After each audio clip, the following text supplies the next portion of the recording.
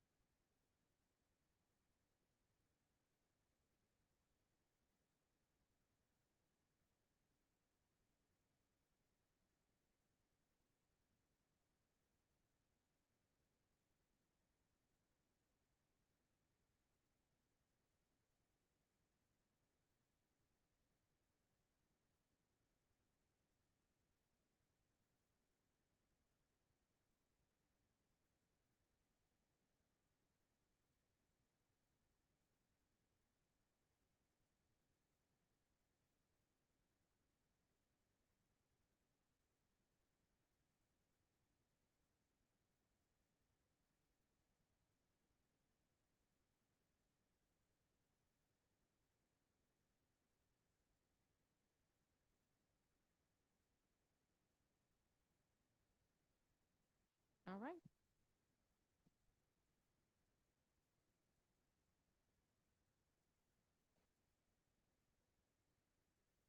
All right. Good morning, everyone.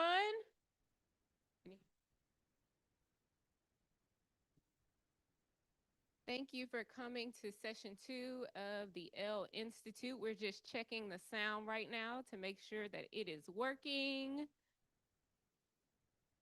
I know we have a bunch of folks that are streaming online. Okay, cool. They can hear. Okay, good morning, everyone. Welcome to L Institute Session 2. I was just telling a couple of folks in here, it's been a long time since I've seen you guys.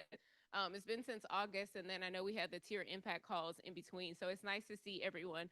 I know that we have a lot of our colleagues streaming online, given all of the weather conditions last week, they had to make some shifts and changes. And of course, thank you for accommodating our new date because I know we were supposed to meet on the 26th. So we are excited to have you in the building today. I have a couple of new colleagues today that I wanted to introduce you to so that you become familiar with them. We have a new director of intervention and instruction, Karen Davenport. Hi, thank y'all for being here. Just real quick, I know y'all are in great hands with Dr. Shinover, but I know when I became an ESL teacher a long time ago, I would have given my right arm to have this kind of, support. So I'm super excited about what she's offering and being part of that to assist y'all as well. So y'all let me know if you need something. Karen Davenport. Thank you. And then also in the back, I have Emily Adams. She is with the AAA team. She is the administrator for the ELPT, ELPT Connect, and the Leap Connect. So this is your friend in the back. If you email me, I will probably email her too. Whenever I CC assessment at la.gov. So we will go ahead and get started. This morning, my session is more so of an recap of the things that you should be doing in the school year. I do have a couple of new resources for you. I know that I've been receiving an email every day asking for the parent guides. They are out. I emailed those to you as soon as I saw them yesterday. So I apologize for the late emails around 6:30. If you haven't had those, I'll send them. If you didn't receive those, I will send them to you. If you signed up for the L Institute in any capacity today, virtual or in person, I will share all of those resources with you. And then we will conclude. Melanie has a section about the use of budgets and funding. And then the third session is with Dr. Jennifer Baird, all things accountability. So if you have any pressing questions about the scorecard, all of the things, I know the EOPT testing window opens up in about 3 weeks. She's your girl, and she will help you answer those questions. So by the end of the session today, you should be able to evaluate the coherence of your programming. I'm calling this mid-year. I know we're in February. It's a little bit past the mid-year mark. Identify key indicators that signal whether your systems are functioning effectively. Consider focused actions that support domain growth ahead of the EOPT. I know we only have a couple of weeks until that starts. You will be able to review the available resources and professional learning opportunities that are available to you now. Communicate a grant opportunity to your district leadership teams, which, if you're on my email list, I shared that out the other day, and communicate upcoming supports to district and school leader teams. So when you came in, there was an agenda and then a small packet. If you did not grab that packet, please feel free to do that. There's some extra ones there, so if you want to take some home, you can do that. And then at that back table, I have a couple of the manuals that we put out at the beginning of the year. They are actually printed in booklets for you. Yes.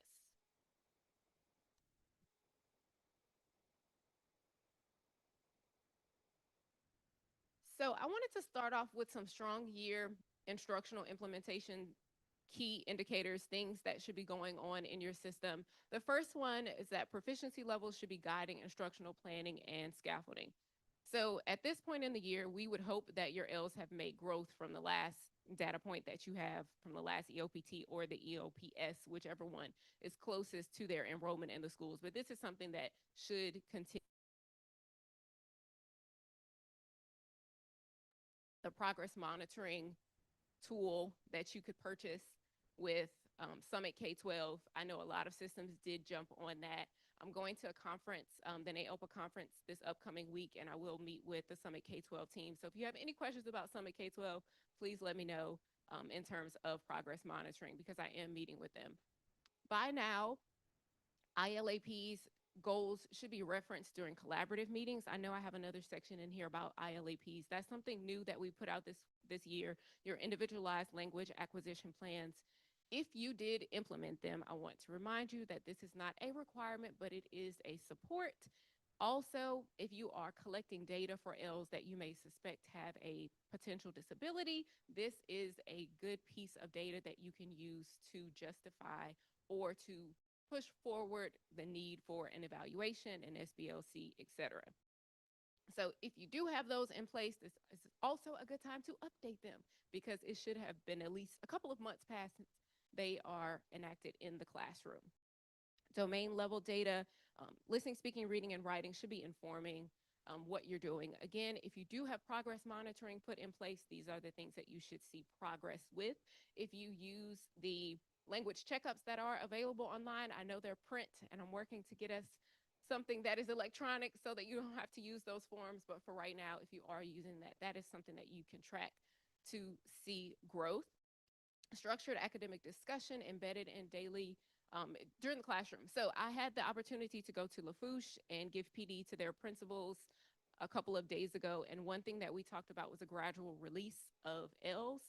So if you have a newcomer, P1, P2, P3, whatever their proficiency levels are, by this time in the month, there should be a gradual release of the students being able to produce on their own. So that's something that you can echo in professional learning sites, anything that you guys are communicating with principals.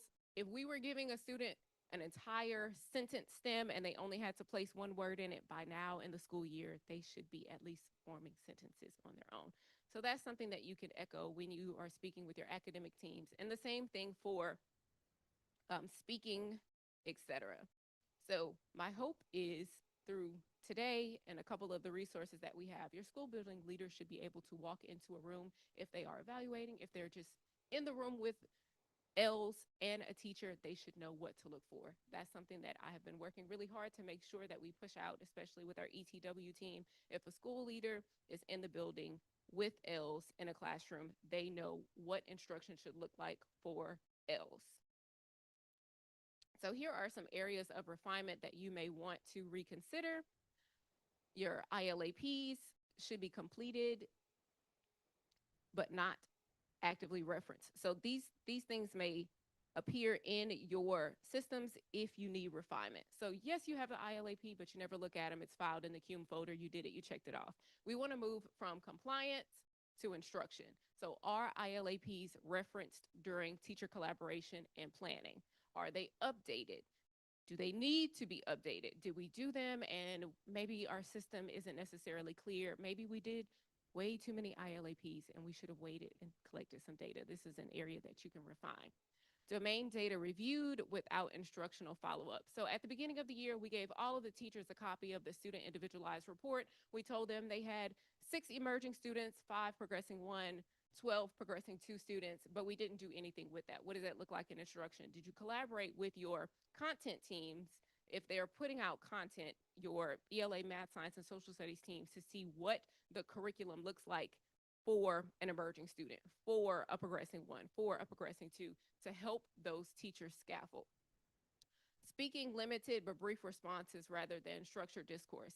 So of course we have to give the students opportunities to practice speaking, especially I know if you've ever administered the EOPT and if you've administered the speaking component, if you place a student in the room for the speaking component and you've never given them an opportunity to actually practice speaking in a structured way, they're probably not going to give you the results that they can give you because you've not given them opportunities to practice.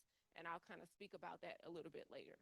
Proficiency levels are not consistently guided through scaffolds. Again, if we only give the teachers a copy of the proficiency levels, but we don't sit and talk about what that looks like in practice for those specific content areas, then we are doing the children and the students a disservice.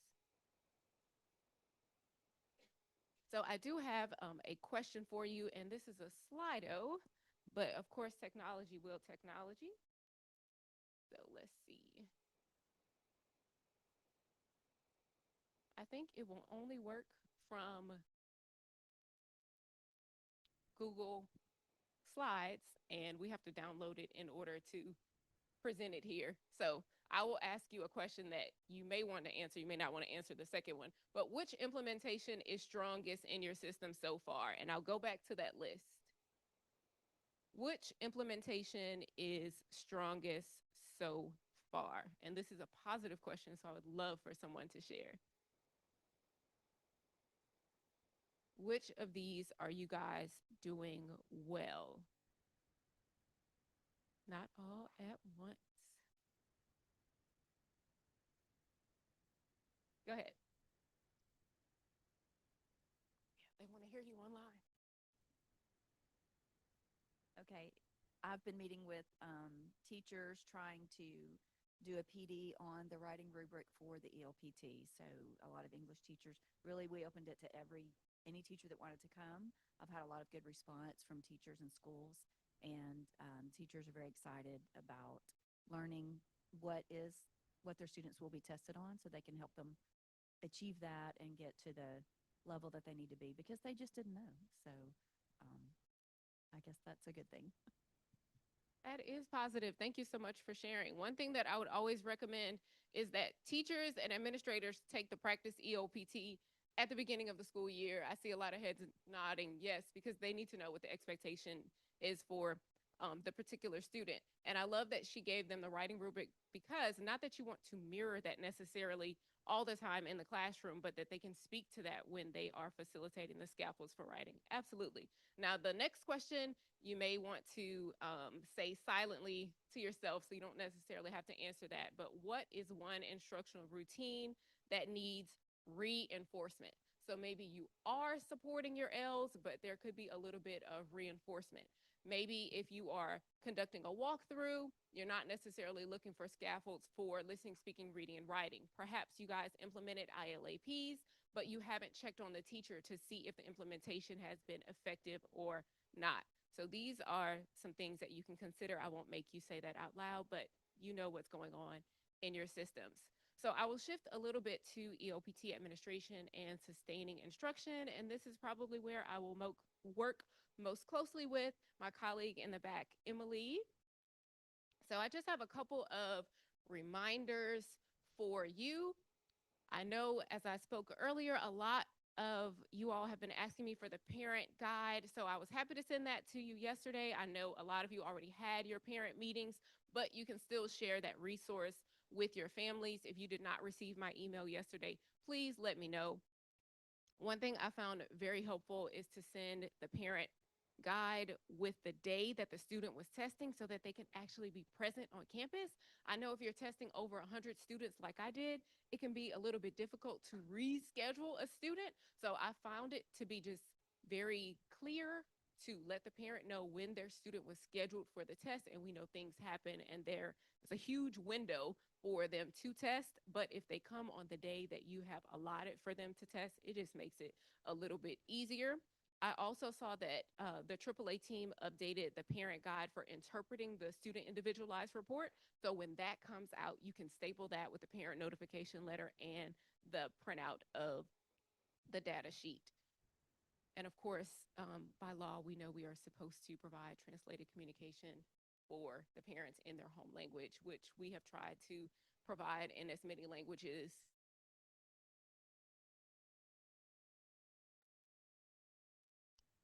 For students, of course, I would suggest that they take the practice EOPT at least once.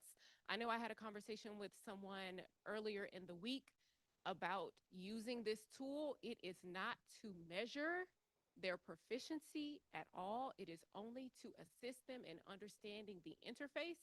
Nothing is more scary than having a kindergarten student have to drag and drop and watch their little thumbs move around if they've never done it before.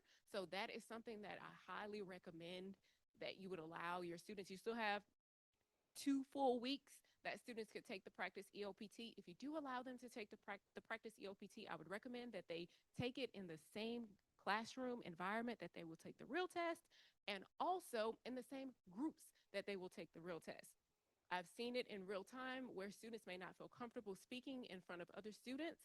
So you don't want them to not score proficient just because they're not comfortable. So please consider that and consider your schedules. You still have 2 weeks to get that in if you can.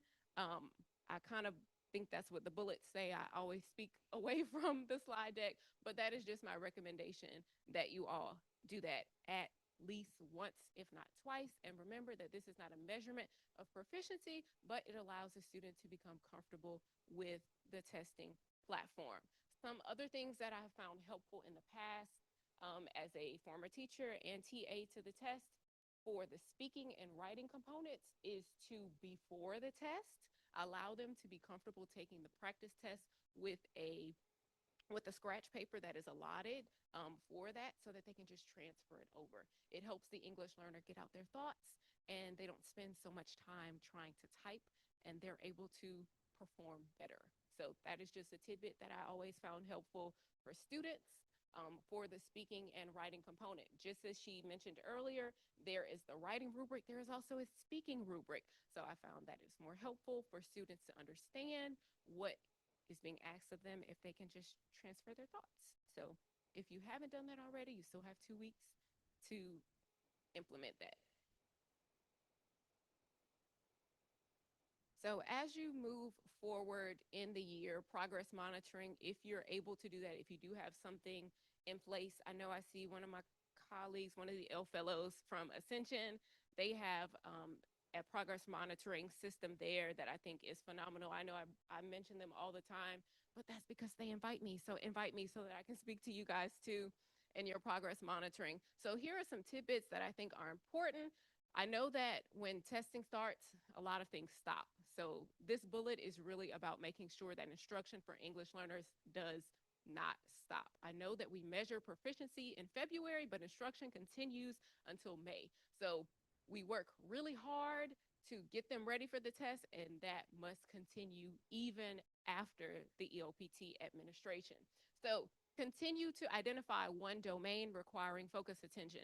This could be for the particular site. This could be for the ESL program in your entire system. Where do you see the data trends that are not necessarily elevated, that could be improved, that you can continue because you want them to exit proficiency?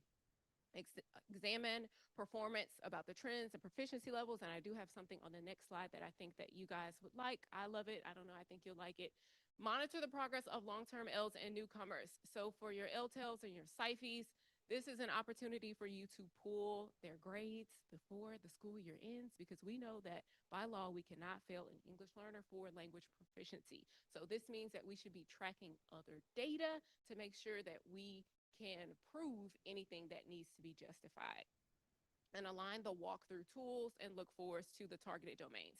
So if we know at school A, students have historically not scored proficient in speaking, this is something that we would continuously work on at school A. But you would need to know what those trends are ahead of time, which leads me to the next slide. But you guys know that the EOPS is an ongoing assessment that can be given to the students within the first 30 days of enrollment. And of course, the EOPT testing window starts February 23rd and it extends through March 27th. But this is what I was speaking of. I know I got ahead of myself. I'm so excited for this. My colleague who I worked really hard with is not in here, but I'm going to mention her by name. Yolanda Oates, she's our data manager. I requested, she worked with me, she does the SPED data book. And she said, Alexandra, I think you would really love to have this L data book. And so we have it. It has taken almost a whole year to get this. So I will read you a couple of things that are in the data book that you can use, because every single system that we collect data for is in here. So you can use this as a resource. It's 780 something pages. It's linked on, that's why I didn't print you one. I only have one for me, but you can use this as a resource to go through. Now, of course, we don't have this year's data, but it starts 24, 25, then it goes down to 23, 24, and then 22, 23, so that you can see the trends that are happening in your system. I'm so excited about this. I wish I would have had this when I was writing my dissertation, but there's an English learner data profile, a 3-year comparison of chronic absenteeism, long-term Ls for middle and high, number of SIFEs, K3 literacy screener data. This can help you so you don't have to do as much of the work. So if you would like that link, it is online on our English learner page. We have some seats up here. If you need to sit down up here, I see one in the corner, you can come up here. I'm just holding one of the chairs with my data book because it is 795 pages. But this is a resource to you. It is available on the English Learners Resources page. It is a new tab at the bottom. It says L Profile Data. So this is something that we will update continuously every year. So if you're looking for data for your system, the trends, you can pull that and go through it. If you want me to help you do that, I'm excited to do that. So please let me know all the data that is possible. And huge shout out to the AAA team. I don't know if they are streaming, but I know this took a lot of work. So if you would like to review the data for your systems over the past 3 years, not the last year, but 24, 25 on down, it is linked there. And of course, those are the things that you can see. If you are on my email list, you also got this, but I'm super excited to mention this again. So I know at the beginning of the year, we sent out the interest survey for the National Professional Development Grant. If you've not heard of this, Louisiana was included in this grant, and it allows Louisiana certified educators to receive their ESL certification. So I met with the facilitator Monday, and this had been on pause because the funds were not released from the federal government. They've been released, and we had a meeting to determine how we would like to move forward with the grant. This is the final year of the grant. We may have two cohorts, but right now we're only focusing on one, and that is for school building administrators. So if you have any teams, maybe you have high school teams, middle school teams, elementary teams, whatever that looks like, and they are interested in getting their ESL certification, they can complete the NPD plus, interest form, and this will put them in a pool of individuals that will receive an email or a invitational via Zoom. And if you attend that Zoom, an application will be sent to your email that you've completed the form on. The courses are fast track online, both synchronous and asynchronous. Historically, there's been one on a Tuesday, one on a Thursday, and they flip. So maybe one week you are one Tuesday you're synchronous, the other Thursday you're asynchronous, and you flip flop. After these 8-week courses, you can apply for your ESO certification. Again, this is the last year that it is tuition free. So if anyone in your system is interested in this, please complete this. If we have leftover funds, we will open it up to classroom teachers or anyone else that's interested. I would say definitely get on it while it is still here. Yes,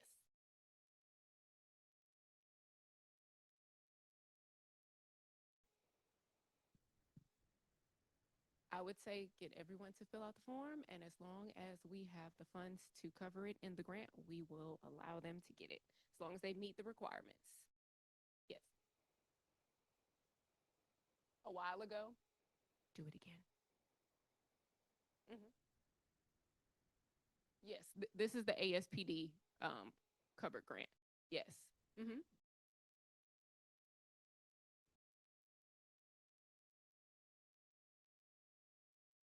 Have them fill out the form now.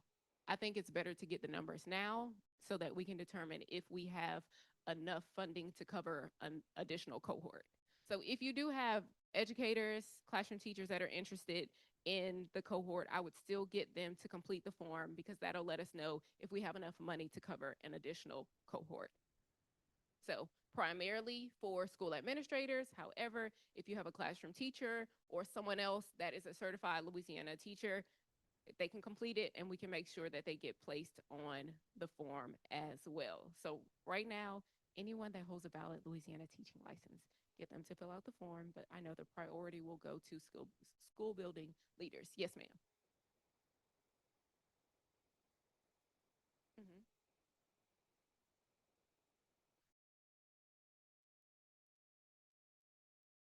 No, so I sent out the email maybe Monday, but if you need the link, this is not linked because it is not.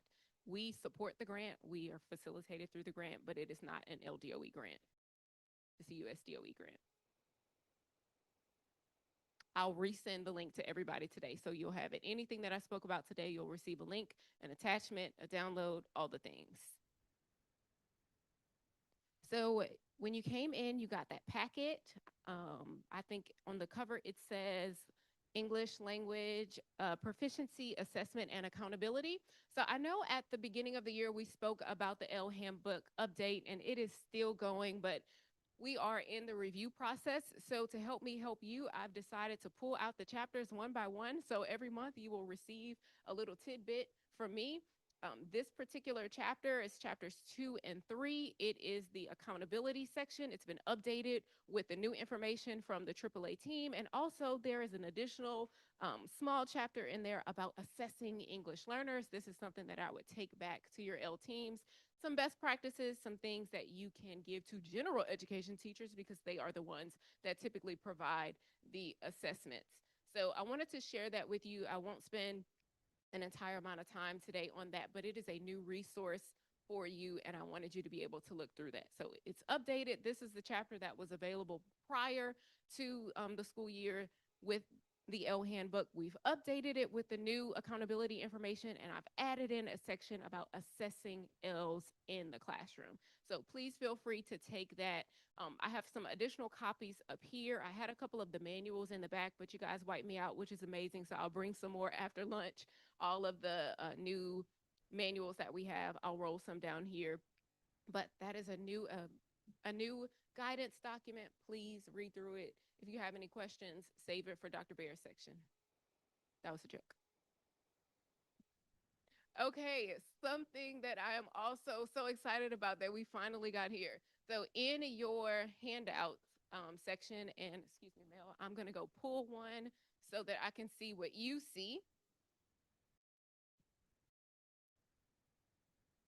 We have some professional learning modules that are available on the Canopy site, some PL I'm super excited about. I'm going to get there eventually.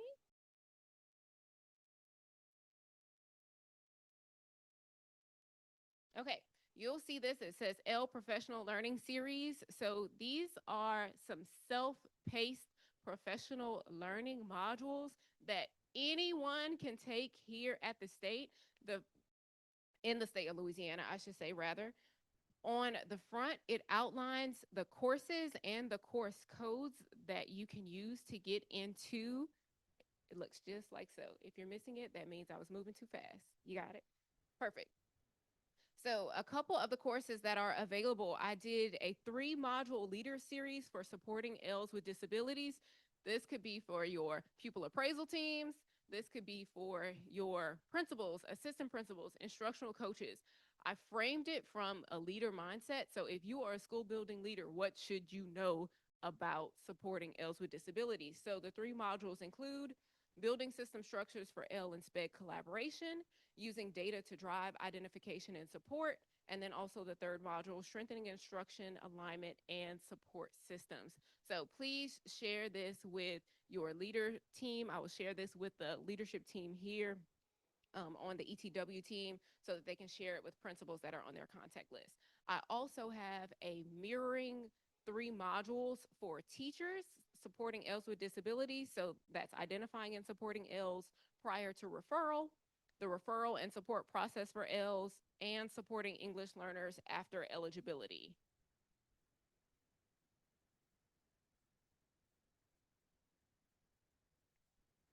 Yes. So she asked if the individuals completed the course, would they receive a certificate? Yes, I have it auto drafted for their name. As soon as they complete it, they can print out the certificate. Absolutely.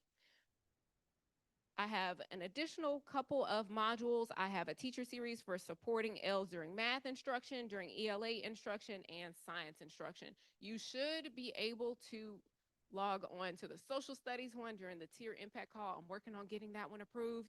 It's a little approval process that has to happen, but all 4 content areas will be available there. And my hope is that we can continue to add more as the year goes so that it could be a bank of PL for your teachers at any time. This should not take an extensive amount of time, 30 to 45 minutes at most. This is something to get your general education teachers embedded in understanding L's and so that they can build their capacity. We know that at the beginning of the school year and all last year, we spoke about standards-based English instruction being the strategy here at Louisiana. That remains. So in order to help you build your teachers' capacity, this is something that we are implementing. And again, I'm just going to keep adding to this list on and on and on. I will link the list. It's something that you can pull this document up at any time to see the updates. But of course, I'll email you when there are updates. Now, how do you get into Canopy? On the second page, I have a guide of instructions here for you. This is exactly what they should do. I will hyperlink all of the sites that you need to get to in order to get your MILA credentials to do this. Anyone can take these courses. I find it better for everyone to take these courses just so that you have some background knowledge. If you're not able to get into Canopy, if you have a list of teachers that can't get into Canopy, I will connect you with the team that facilitates that here. They are so gentle and kind, and they will make sure that everyone is able to get on to the Canopy site. But you may have already been using Canopy before because there's a lot of professional learning that's there. But I'm excited about these. Also, if you have a topic area that you want on here, I know I'm working on one for success criteria. If there's something that you want on the PL guide for professional learning for teachers or leaders, let me know. I'll work on it. Just give me at least a couple of weeks, month to turn it around because it has to be approved. But that's there. Share that with everyone, anyone you know that needs to support English learners. And again, I'll share that link with everyone. So next week, we have our first round of tier impact calls. This is tier one, which is February 12th from 1 to 2 on Zoom. The next week, tier two, February 19th from 1 to 2, and tier three, February 26th. So I will release, hopefully by that time, the social studies module, and then also the next chapter of the L handbook, which is the implementation chapter. And it's a little bit lengthy, but it includes all those forms you've been asking me for, all the forms. So I have some guidance on high, middle, and low incident for that. I have the ILAP is in there. There's a couple of things that are in that particular chapter that I think you guys will find very beneficial, and you've been asking me for it. It has been approved. So it will come to you on the tiered impact calls. I will send these Zoom links out to you again. So our follow-up email today will be a little bit lengthy, but I think you'll appreciate it. I will also categorize everybody by tier one, tier two, tier three, and email you directly again, just so that you have the Zoom link for those tiered impact calls. If you can't attend, I'll send you the slide deck. No worries. Our next L Institute, it's March 16th. Originally, I did book this room, the Thomas Jefferson room. But if you've noticed, it looks a little bit different. The last time you were in here, they've placed a whole wall here, so we may have to switch rooms if the Louisiana purchase room is available, because I have the support ed team coming that particular day. They've made arrangements for, I believe, at least 150 people present in the room. So they are coming to plan with you for the upcoming school year. I'm excited about that team. If you did the Bilingual Leadership Academy, they are the group that facilitated that PL. So they are going to be here in the building with us doing professional development from 9 to 3. So if you haven't signed up for the March 16th L Institute, please do that. If you can attend in person, please do that, because they will be in here. Now, whether we'll be in this room or the Louisiana Purchase room, I'm not sure. Originally, I told them this room because there's so much space to move around, but there's more of you than there are tables, which is amazing. That's a great problem to have. She's clapping in the back. I'm super excited about that, but we may have to change rooms. If we do, I'll let you know. But if you can come in the building for that, there's breakout conversations, planning. We plan the whole day for you guys, so I'm excited about that. And then the May 14th is the last L Institute of the school year. And of course, Teacher Leader Summit is coming up. I have a ton of L presentations. We're going to be talking about the L framework, what it looks like in practice for teachers and for school administrators. I have a couple of new manuals that are coming out. I have some additional writing manuals that are coming out for supporting L's, an early childhood supporting L's manual that's coming out. So yeah, I see the excitement, like, oh, more manuals. I know, I'm excited too. So if you haven't signed up for Teacher Leader Summit, please do that. I will be there again with all of the presentations. If you were present with a couple of my sessions last year with Dr. Bonnie Chalette, or if you were at LaFipa, we did a couple sessions together. We have some updated AI and L sessions that will be presented at Teacher Leader Summit. She's been working really hard on those with me. I tell her all the time, she's the star of the show. I'm just the person driving the car because she's amazing with technology. So if you don't know Dr. Bonnie Chalette and you have an L-related question with technology, she's the perfect person. But if you haven't signed up for Teacher Leader, that's my come to Teacher Leader job.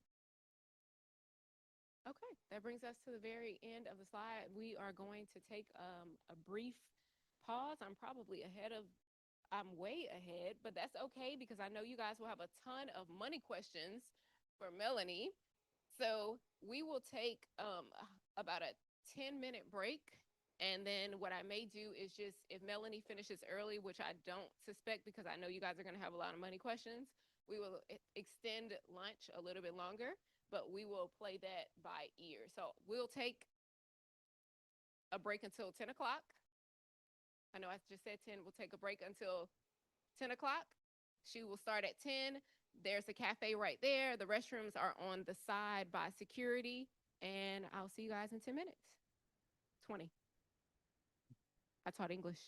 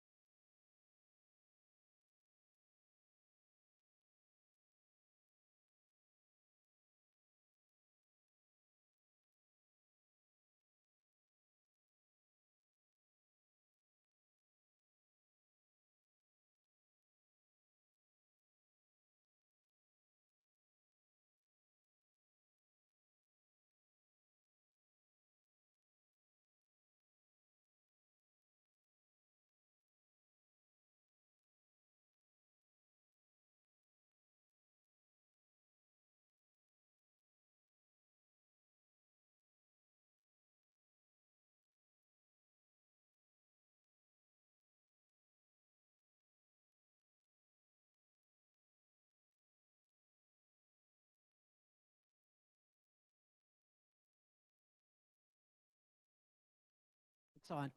Okay, good morning. But ready to start. And yes, my hair is purple. It's been so fun. I'm just getting wild in my old age, but I know in several. It's been funny the different reactions and what people think I did it for. Primarily, it's Mardi Gras. That never even occurred to me. Um, so anybody that knows me for any length of time knows that I am a major LSU women's sports fan, and this is women's basketball and women's gymnastics season. That is why my hair is purple. But it'll certainly work for Mardi Gras as well. Yes. Well, I know.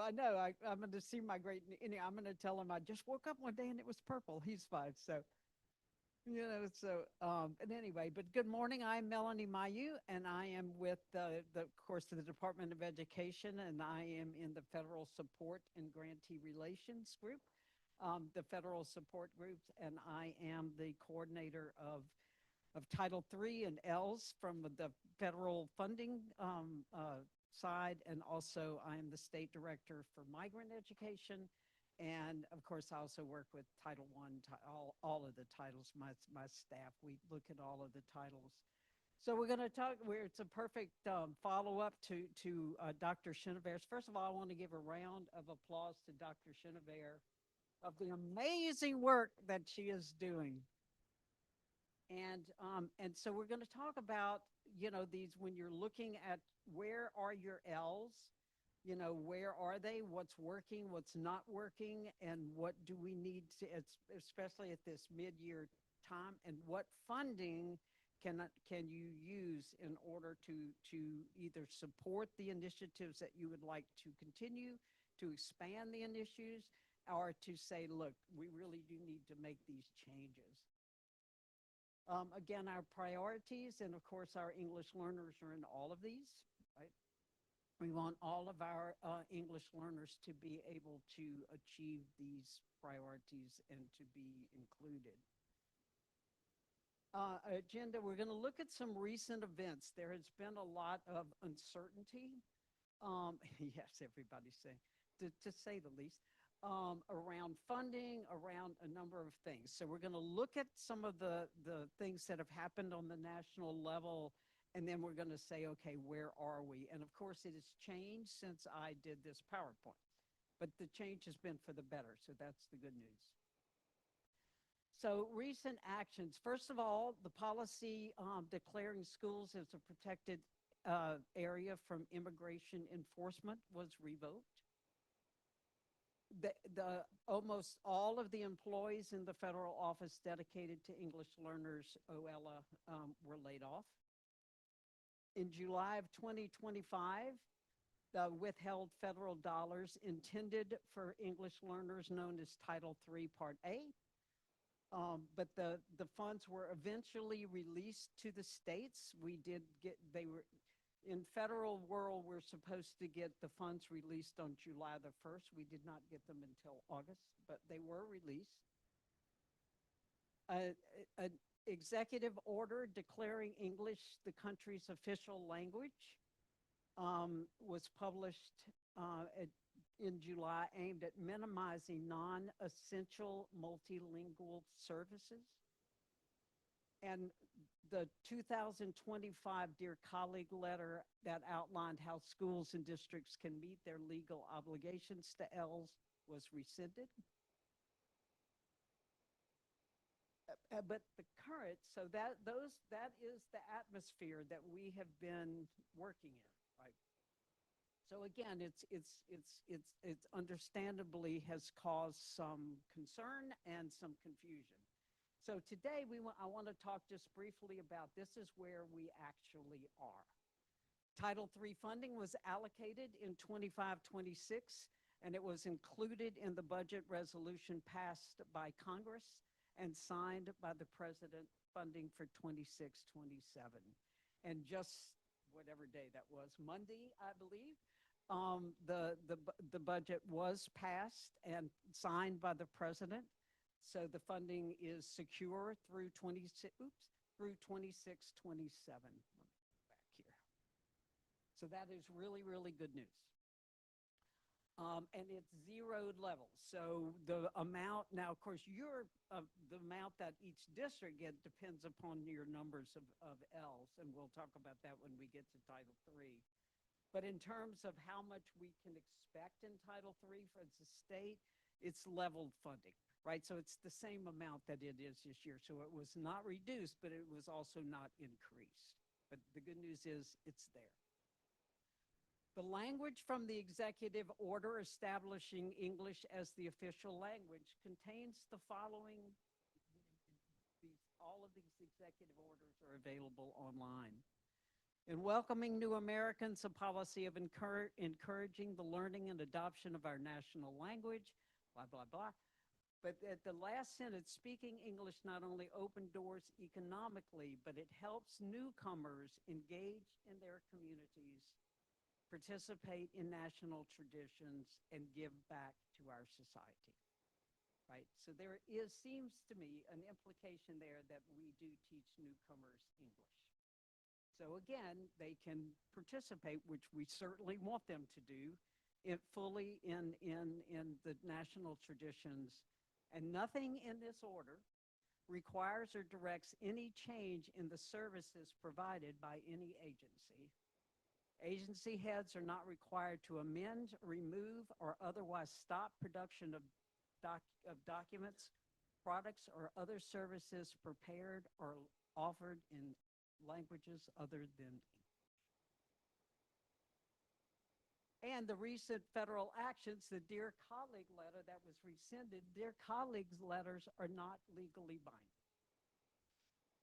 So, and I don't know if any of you have ever been to any of the Brustein conferences, but there's a whole, hierarchy of this is binding, like non-regulatory guidance is not binding. What is binding are the statutes.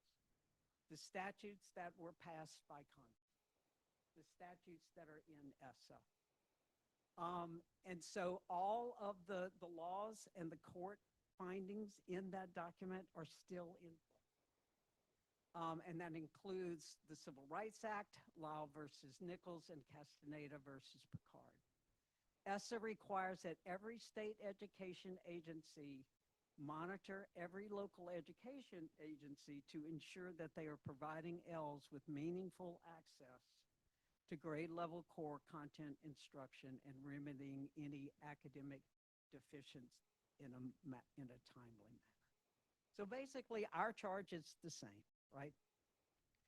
And that we, educate, that we develop English proficiency in our English learners. So even though there's a lot, that appears to be swirling around us, our charge is really the same. Okay, and we're not going to spend a whole lot of time on this. We want to get to the funding part. But again, this is just to remind us of what the Civil Rights Act and the Equal Access, require that we do. To identify students that they have a language assistance services to become proficient so they can participate, and to participate equally in standard instructional program within a reasonable period. And the program must be educationally sound in theory and practice. And Dr. Chenevert is doing an amazing job of giving us practices that are indeed educationally sound. They must have sufficient resources to ensure the programs are effectively implemented, including highly qualified teachers, support staff, and appropriate instructional materials. I get asked so often, how many staff, is there a ratio that is required? No. The statute, this is the language from, and the statutes do not indicate you need one teacher for every 10 L's or whatever it would be. However, if you have one ESL teacher for an entire district, that is not sufficient. That would not meet this standard. But of course, what we over and over and over and over say, it is the content teacher, right? in terms of that that's where the equal access and the sufficient resources of the development of your content teachers, whether it's ESL coaches, whatever that may be, and of course of having sufficient instructional materials. So I'm not sure we can define sufficient, but I certainly know how to find insufficient. ELs must have access to grade level curriculum so they can equally participate. Now, does that mean that you go out and that we translate the curriculum? No. It means that, again, that there are instructional practices in the classroom being used to give your English learners access to that curriculum. Not dumbing it down. We don't want to make it, easier or, give them first grade books when they're in the ninth grade. It just means that we have things in place. School districts may not segregate students, and English students with disabilities must be provided both language assistant and disability-related services. So if, that needs to be teased out whether or not the issue is a language issue or is it an actual learning disability. And then the child needs to be, both need to be addressed. Okay, parents may choose to opt their children out of a district's EL program or particular EL services, may not recommend that, and a school must still take steps to provide the opted out EL students with access to its educational programs. There is no opt-out of making the curriculum available to English language. It is generally what they opt out is supplemental programs. And I would really recommend that you look at the numbers of parents that opt out and reach out to those parents to see if you can determine why. What is their concern? And if it can be addressed. We had one school district that had like 60% of their parents opting out. And we were like, okay, that maybe show a problem and it was because their English learners were being sent to another school. And the parents did not want their kids to be sent to that school. So, so we work with the districts to say, okay, how can we address these problems, right? This issue. So pay attention to why your parents are opting out and to see if it is something that can be addressed. And of course, you must monitor the progress, which we certainly do. Who said that? Yes.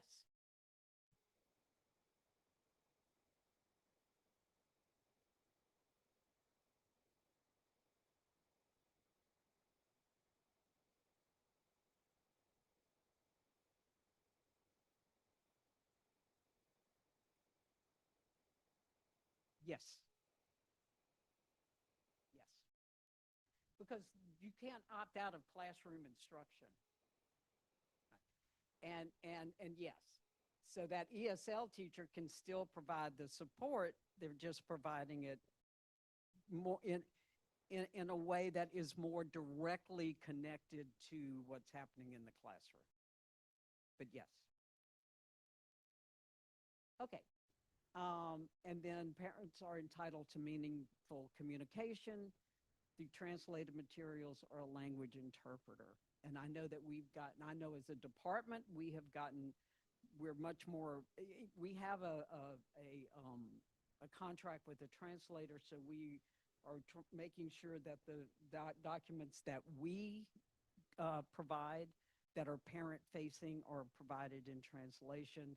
And I know several districts have now started like a language line where they can call, if you have a parent as opposed to, but if you have, your documents in a perfect world would all at least be in Spanish. But still, we've gotten much better at meeting this requirement. Okay, any questions? Like I said, none of that is new. We've gone over it before. So, all right. So now let's talk about money. Yeah. Did somebody say yes or you have a question? Yes. The primary driver now of providing services for English learners is Title I. So there needs to be a very clear communication and line of collaboration between your ESL if you receive Title III and your Title I. Most of almost all of the requirements and of the measures have now been moved from Title III into Title I. So Title I is now primarily responsible for the services provided to English learners. Title III is there to supplement Title I. And plus, you get a whole lot more Title I than you do Title III. And you can supplement. And remember, too, and I'm kind of getting ahead of myself, Title III can be used in non-Title I schools. So if you're just like, okay, let me think about that. Yes. So if you have, your going back to your ESL pullouts, right? And Title I is helping to fund that, and then you say, but we don't have them in our Title.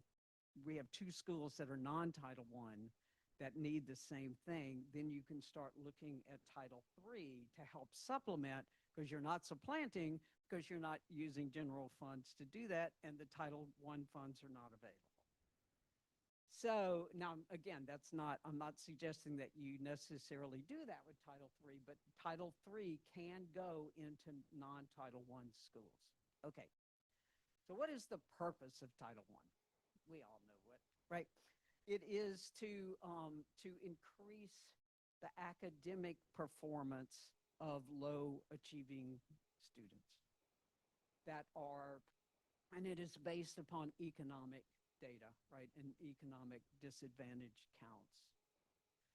Now, if you run school-wide programs under Title I, then the funds can be used to improve the academic performance, right, of the whole school.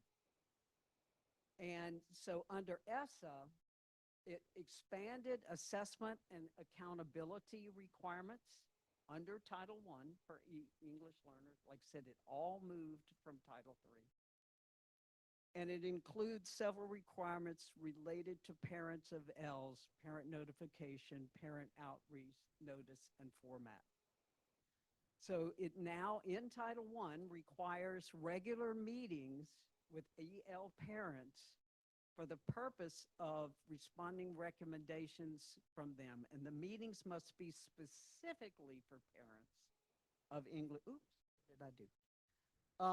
of English learners, and cannot be held at the same time as another meeting.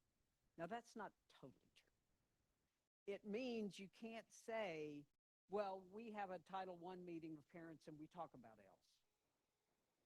You could certainly have an EL specific for EL parent meetings after that meeting because the parents are there, right? So it can be but these are specifically for Title EL parents. And does it say what regular meetings are? Of course not. But again, once a year would not be considered regular, but we have some districts that do it twice a year or quarterly, but to check in to make sure they're getting feedback from their English learners on their programs, on your school improvement plan, all of the things that say you got to reach out to all stakeholders. That includes our parents of our English learners. And again, it is in section 1222E. Okay. So Title I, and there is a set-aside allowed in Title I.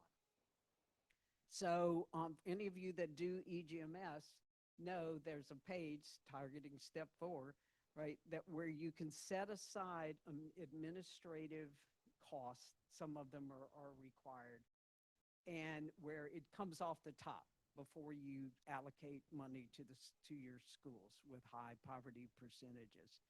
And again, there is now a set aside for ELs.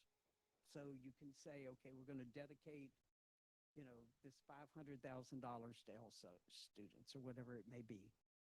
And when we look at your e-grants, your EGMS, if I see that a district that has a large number of Ls that and the Ls are not performing where we would like for them to be, and there is no ESL set aside, I reach out and I ask them why not.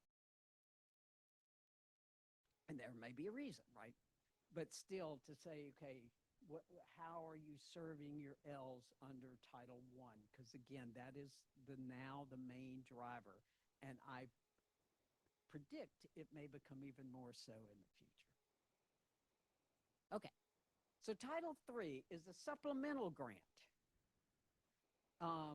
And under the ESSA, and it is designed to improve or enhance the education of English learners. And its purpose is that they attain language proficiency and meet academic standards. So, and we'll have a little pyramid here in a minute. So whatever you're doing for Title I and also under Title I, please be sure that your English learners are being included in all of your Title I programs.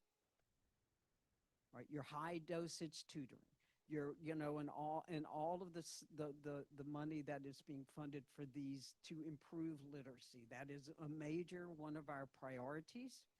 And we need to make sure that our English learners are getting the benefit of all of those programs. And then to receive funding, a district must have a sufficient number of Ls to reach $10,000 threshold. The amount the number, it fluctuates from year to year, but it's generally between like high 80s and 90s. And it's based upon your October 1 count. Not what? No, they're not related. It's based absolutely on counts. I mean, it's related, but the funding is very different. So local education agencies that do not meet the 10,000 threshold may form a consortium to qualify for these funds. We have 9 consortiums, I think. Maybe more. But they're right now primarily in New Orleans. It's primarily the charters that within the CMO that create consortiums, but we do have certainly with regular districts. And again, if you say I would like to have the benefit of Title III, but I'm below the threshold, let me know, because I can put you in touch with a Title III district in your area, and maybe you can discuss them forming a consortium with them and them being the fiscal agent. We've changed, over the last several years, we've changed the focus of consortia, because we were seeing that, let's say we have a consortia and we have 5 different LEAs. And depending upon the number of the L's in the LEA, we may say, okay, here's your little $300, right? Here's your, you get $2,000.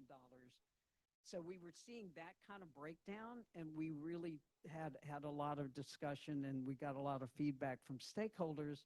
And we said, that is not proving to be the most effective, because first of all, the small amounts were just generally going to supplies, which is totally understandable. So now we ask that each consortium meet together and that there is consortia-wide programs. Now, that's not to say an individual's LEA may have some particular needs, but like, for example, professional development that is offered and for the teachers. We have one consortium that has an ESL coach that works with each of its members. So it's like, okay, look at it as an entire amount of money instead of individual breakdowns. And we have seen more improvement within the consortium members because of that. And if you're a member of a consortia, or if you're interested in joining one, please let me know. Or if you're a member of one and would like to discuss, how it is working for you, then please also let me know. And we'll be happy to work with you. Okay, so Title III, and there's three things that the funds must be used for. And I know that this can be challenging, especially if you get a small amount of Title III. Because, but remember, it's supplemental. The main driver is what? Title I, right? So it has to be used to provide effective language instruction, LIEP, that meet the standards and demonstrate success in increasing English language proficiency and student academic achievement. Now remember, the offering of the program for English learners to develop English, improve academics, have equal access to the curriculum is all mandated, or is all required, I should say, not under civil rights requirements. So every district needs a program that says this is what we offer to increase under civil rights for our English learners. Whether it is like differentiated instruction, or we're going, and that district must fund that through general funds. And then Title I comes and says, okay, I'm going to supplement this. We're going to do, whatever that may be. And then Title III says, okay, I'm going to supplement it as well. But remember, the top tier is what is required under civil rights and what is required for the district to support. And that can, and the lines are so difficult. They're not clear, right? In terms of, well, where does this end and where does the, so it is something that we have to walk through. And our ESL institutes last year were so great, and I mean, they always are. And we had Dr. David Holbrook come and make presentations, and his presentations are available because he spent a great deal of time talking about the lines between civil rights, Title I, Title III. But this is the question that you can always ask when it comes to supplement, not supplant. If I took this away, would this still be something that I have to do? And if the answer is yes, then you need to be careful. So would I have to provide a teacher even if this goes away, right? So say for if it's being funded under Title I. So in the absence of this fund, is this something that we would do? And that's when you're getting close to a line if the answer is yes. Curriculum.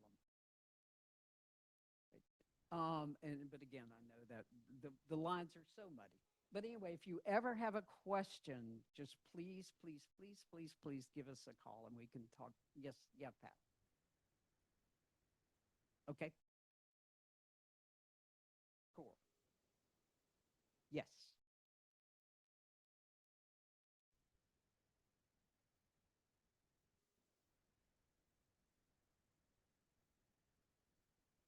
Okay. Yes. I would think so. Let's look at it to see. But where's Dr. Genevieve, do you agree that, wait, somebody's talking to her. Yeah, no, it's okay. So she is asking, because we're talking about core and we're talking about core curriculum, but if they have a language acquisition curriculum, is that considered supplemental? Yes. Yeah. Because it's not required. There's no state requirement that you do that. There's no there's no to say, okay, you have to have this curriculum. It is a good thing to have. Right, right. It's all supplemental. Online, technology is always supplemental. No, but a language acquisition curriculum is not a requirement. Right.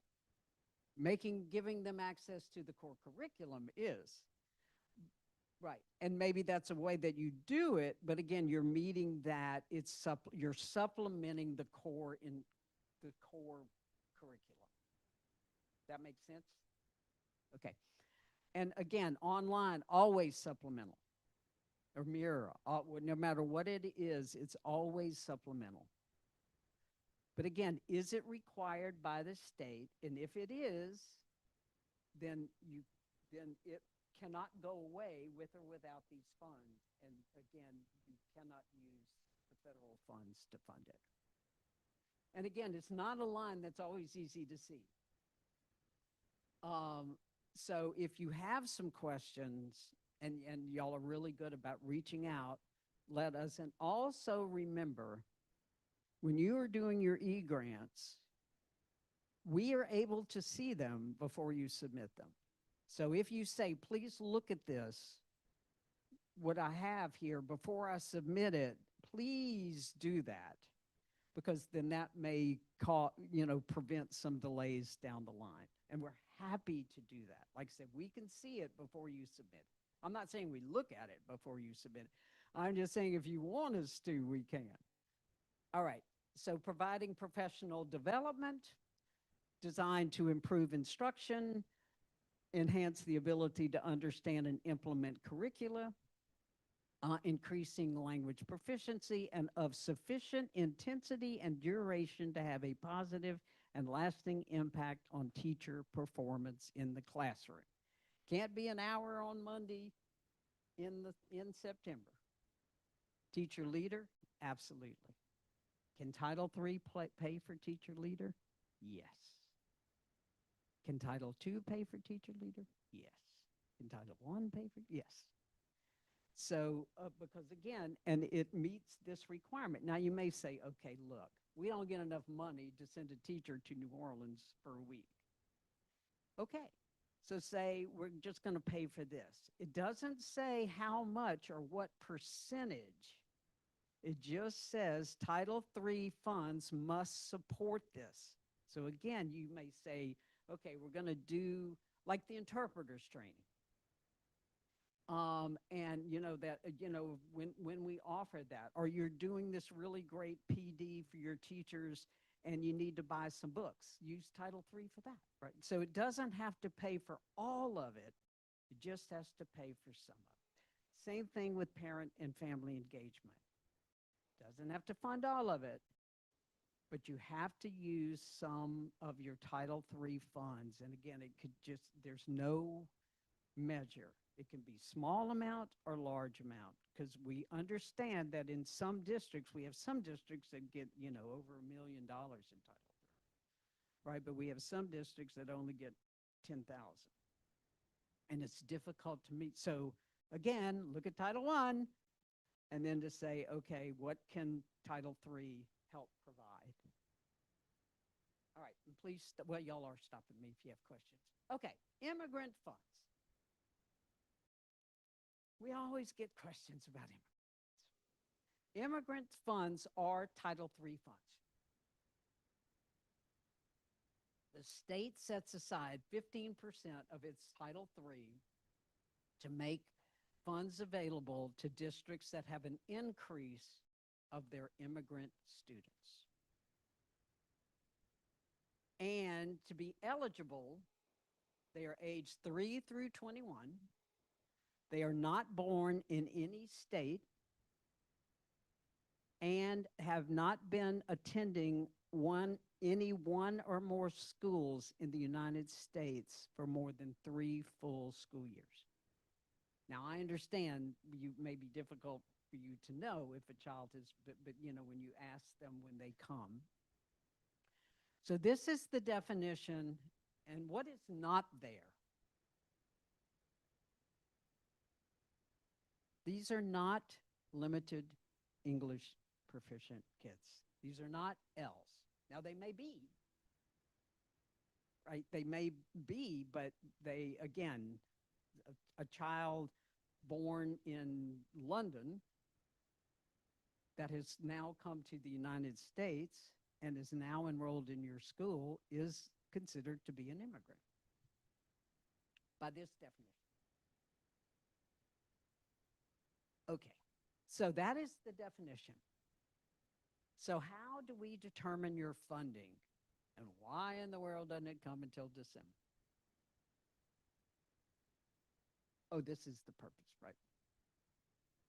They're specifically targeted to the needs of your immigrant students. And they are broader than Title III, the regular Title III. You can do, programs for their families to introduce them to the American school system. You can do family, there was, I think it was Orleans Parish that provided training for the cultural differences of the immigrant students coming in, and also that, like I said, the immigrants face and their families face. They have some unique needs that may be different than your regular EL students. These are a link to, we have guidance. Oops, I thought I included how we fund them. Sorry, let me tell you. Immigrant funds we take, so let's say we're looking at this year, 25, 26, the funding. So we look at the previous 2 years,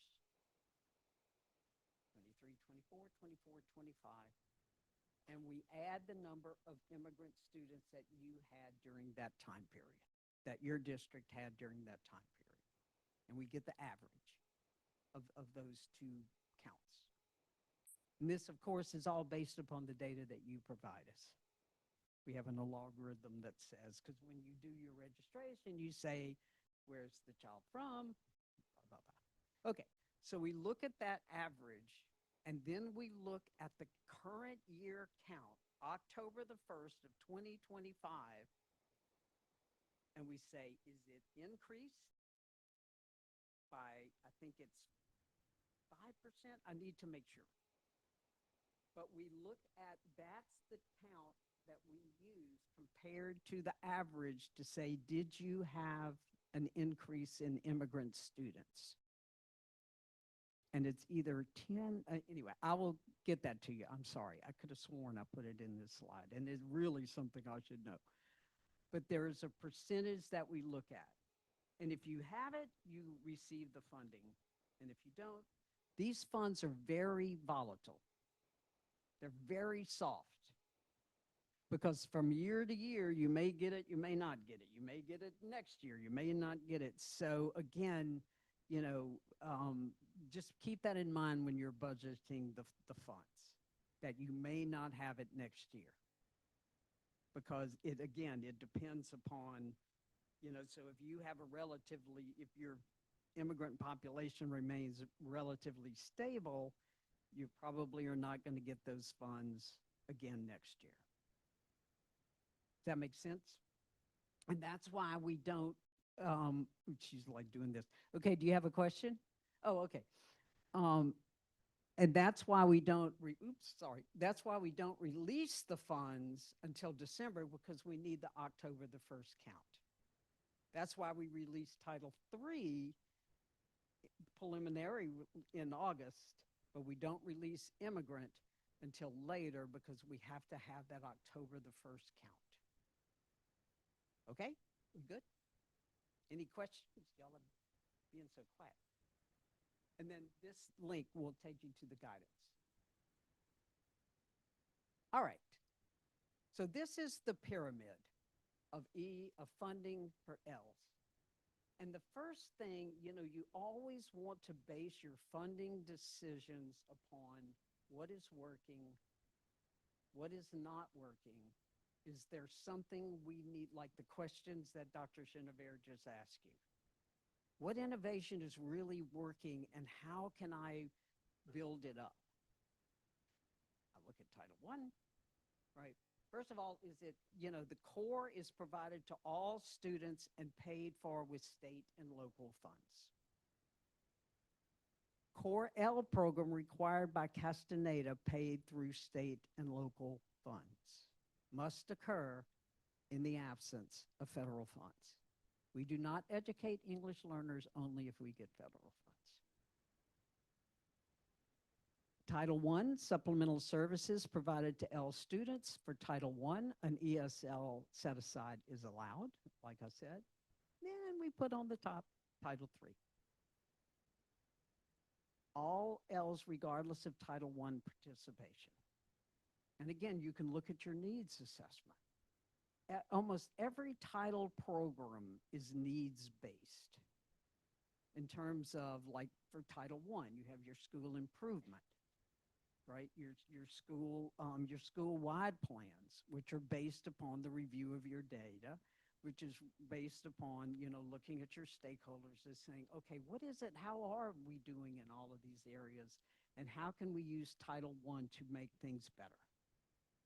Same thing for Title III.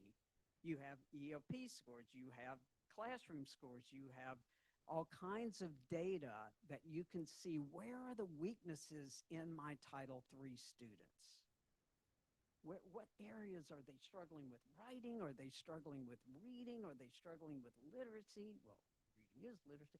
But and then use these funds to meet those needs. That is the whole point of these funds, is to help schools improve and to improve the academic performance of our kids.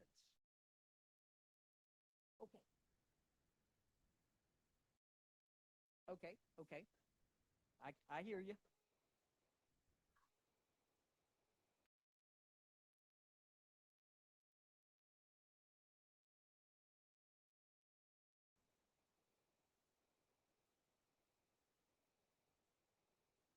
Okay, that is a really great question. Okay, so she's asking how do we communicate our needs, right? And I that is okay, let me think about how I'm going to answer this. It should be being done by the people making the decisions. And so you may ask them, how are you measuring the needs of our English learners and their progress? And they, will be able to tell you, oh yeah, we look at their ELP scores, because a lot of districts have whole teams that look at data. But there's no like specific form like they're going to send to you and to say, but there should be something in your district that is looking at all of the data. And this is for all of your kids, right? Not just English learners. For all of your kids, all of your low performing kids, or all your kids, high performing kids. So it is a good question to ask them. And then if you would like to have, everybody's smiling, right? It's true. But, and maybe, you can offer to say, I would like to provide, if you need some additional information, like on the classroom level, or, please let me know, because, we could help guide that as well. Yeah. And that's one thing that we work on, including in this building, is the breakdown of silos. Right, everybody's shaking their head. Yeah, right. That the people that know are being asked and that are on the table. And again, we get that the process only comes down to a couple of people towards the end of it, but there is a whole lot of data that should be looked at to get that. And especially if you're going to make your budgets work year to year for you. Okay. And we do see copying and pasting. And if you are going to copy and paste, please change the year. That's kind of a tell for us. when I look at, professional development for 2000 from 2023, right? And trust me, that happens. Okay. So this is, again, some sample funding hierarchies. So A is an L's receiving Title III and services in a non-Title I school. So they're not in Title I. So they're out of the reach of those funds. So the core is provided with states. The core English learner program is provided daily, again, paid for by state and local funds.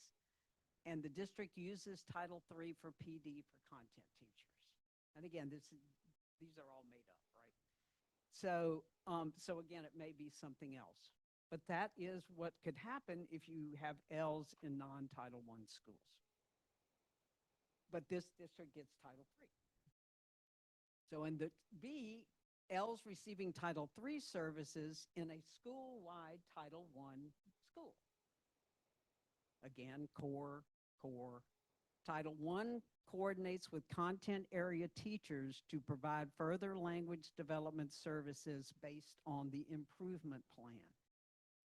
Because when a school is doing its school improvement plan and its school-wide plan, it absolutely needs to look at the performance of its else. And to see, or its migrant students, right? It's English learners to say, okay, how do what's up here? And then Title III might provide EL coach or a computer program to support ELs. So you see how it's all fitting together.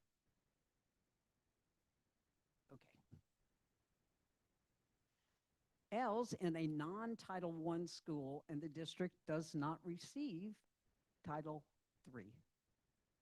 So you have the core and you have the core program that is being paid for by the district and the state and local funds. This is much more limited.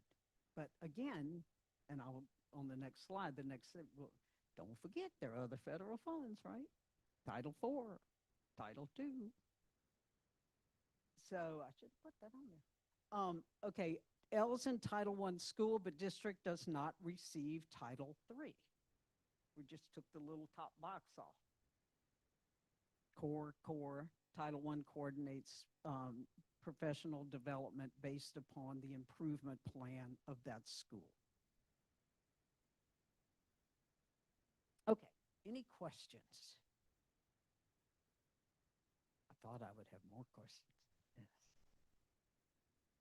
And the good news is this is a sign. Actually, it makes me really, really, really happy that y'all don't have questions because it shows we are doing a good job with professional development. Again, thank you, Dr. Chenevert, right?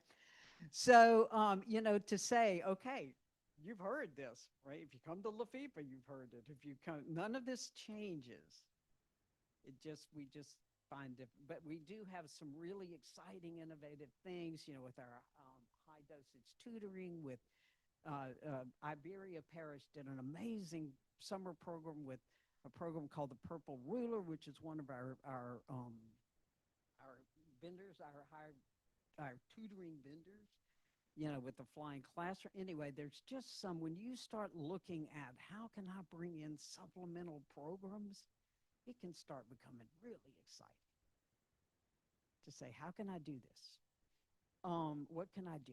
Okay, Title IV, Title V, Title II, and I can't believe I didn't say Title I, Part C, migrant. Okay, so again, L's can be supported under Title IV. English learners provided various activities aimed at improving access to well-rounded education, enhancing school safety, and leveraging technology while focusing on the unique needs of L's in a school district's overall plan. This can include programs like access to enrichment activities, training in culturally responsive teaching practices, specialized language support programs, and technology tools for language learning. Could you use Title IV for Amira? Yes. And again, we can talk through things. So don't ever think you're out there all by yourself going, I don't know how to do this. Can I use this fund? Can I not use this fund? Right? Because Title IV, again, supplemental, but it's well-rounded. The purple ruler, the flying, there's so many things that can be funded through Title IV. And remember, Title IV goes to your highest need schools. Again, very needs-based. And yes, there is a needs assessment for Title IV that's required if you get $30,000 or more. So again, you may say, you know what, we've got these 3 schools over there that are really struggling with EL, so we're going to use our Title IV funds to see what we can do to help supplement that. Title II, professional development.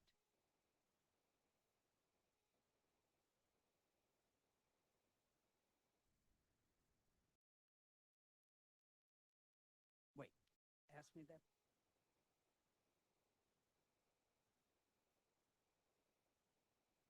Under 100 count or 100? Yeah, I see. They don't, well, no, that's not what it's based on. Title V is rural. Okay, so it is based, so if you're in a major district, like if you're in a Jefferson, a EBR, you're not going to get Title V. It's rural, so it is based upon, but Bogalusa does get Title V. And the good thing about Title V is it can be used in any way that the other titles can be used. You can use Title V for Title I activities, for Title II like activities, for Title III activities, but it's not based upon the number of students. Yeah, yeah. And Title IV is based upon, I don't want to get this wrong. I think it's tied to Title I funding, okay? But I could be wrong. Nobody hears from my group. Anyway, again, I will clarify that and I'll get it out to you.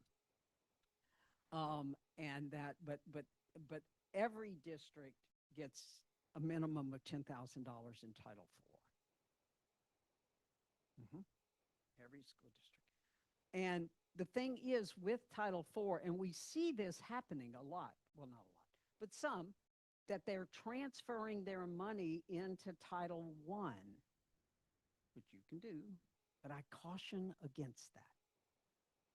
Because if you do that, that seems to suggest you have no needs for Title IV, right? You have no need for well-rounded. You have no need for school health and safe and healthy. You have no need for the things that only Title IV can do. Because when you transfer it into Title I, it loses its characteristics. So be careful before you say, we did a needs assessment. We don't have any needs in Title IV. Really? So again, and again, I know that some of you are not that decision-making person to do it, but just make sure it's not being done just because it's easier to put it into Title I. Okay, a rural program provides grants to rural districts with concentration of children from low-income families. These funds can be used for any activities allowed under Title I and Title III and Title IV and migrant. Okay, any questions? So there is a whole lot of areas of support. And we have, there's Title II, focuses on effective instruction. And like Dr. Chenevert said, she's doing like 5,000, presentations at Teacher Leader. I don't know how in the world, man. I'm glad she's younger than I am. I would be like, oof. But I'm going to be there to help her. But, it's like, whew, really? When you look at the schedule. But again, that's a perfect, absolutely justification to use Title II to send your English learners and your EL and your district staff, of course, to Teacher Leader. It's going to, yeah, I always love teacher leaders. One of my favorite. Okay, well, let's see. So, key areas of impact.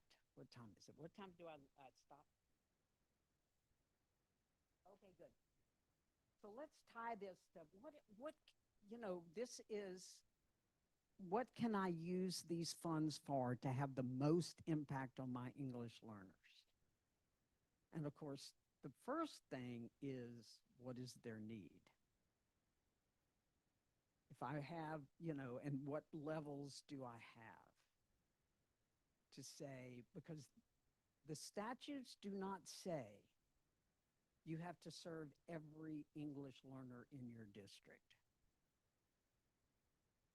Though you may develop programs that do, but remember the purpose is to get growth, to achieve language proficiency and academic performance. So if you are fortunate enough to have some L's that are indeed very close to achieving English proficiency, or that you're monitoring and that they are doing well in their classes and they are doing well on the state assessments. I'm not saying ignore those kids. You always want to keep an eye on them, make sure they don't fall off the rails, but that you're really, and please look at your high schools. So much of Title III goes to elementary. Totally understand it, right? There's not, but just look at your high school needs as well. Okay, so instructional programs, implement effective language instructional programs. A, it's required, but B, such as dual language instruction, intensified instruction tutorials after school or summer programs, and can be used to upgrade program objectives, acquire new curricula as long as it's supplemental curricula, instructional materials, educational technology like language development software.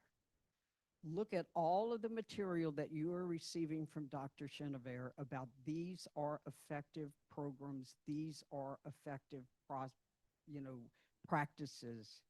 And then you say, how can I use my title funds to support these practices? Professional development, always. Content teacher, content teacher, content teacher. Ensures all teachers, not just specialists, are equipped to support L's linguistic and academic needs. Family and community engagement. We all know that one of the most important pieces in a child's educational performance and trajectory is their parents, or their parents. So, and English learner parents need to be included in that and not on outside of that. Right? So how can you fund family literacy services, parent outreach, and training programs to help parents actively participate in their children's education and assist with language acquisition at home? Again, and you probably will need to approach this very differently than you do your other parent outreach for a number of reasons. But that, again, so you may need to say, okay, what are we doing for, what's working in our parent and family engagement? What's working in our parent outreach? What's working in our parent engagement? And how do we need to change anything to make it as effective for our parents of English learners? Because the needs are very different, possible. Support for immigrant students. For districts with a significant influx, Title III specific subgrants can support newcomer programs. Mentoring, academic career counseling, comprehensive community services to help them adjust to the U.S. educational system. And coordination and alignment, use funds to coordinate and align L programs with other federal, state, and local initiatives, such as Title I, to create a cohesive support system.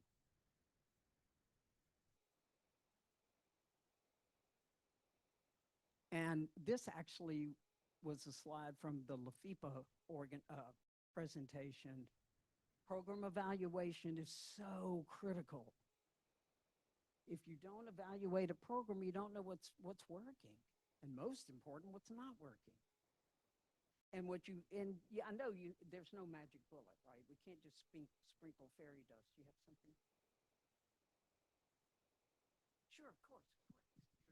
Oh, sorry, y'all. I hate to interrupt Melanie, but um, I do have a chapter for program evaluation coming up, so I'm super excited about that. And it is literally a checklist, not even a checklist. You can grade your own program, so I'm excited about that. It is a very full chapter, so I would encourage you when it is released to use it. And Melanie contributed a lot to that, so thanks, Mel. Oh, absolutely.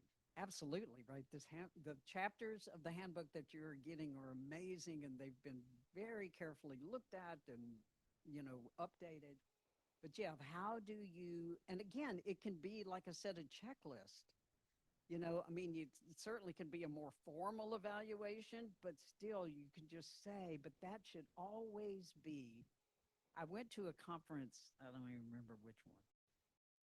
It was in Washington, D.C.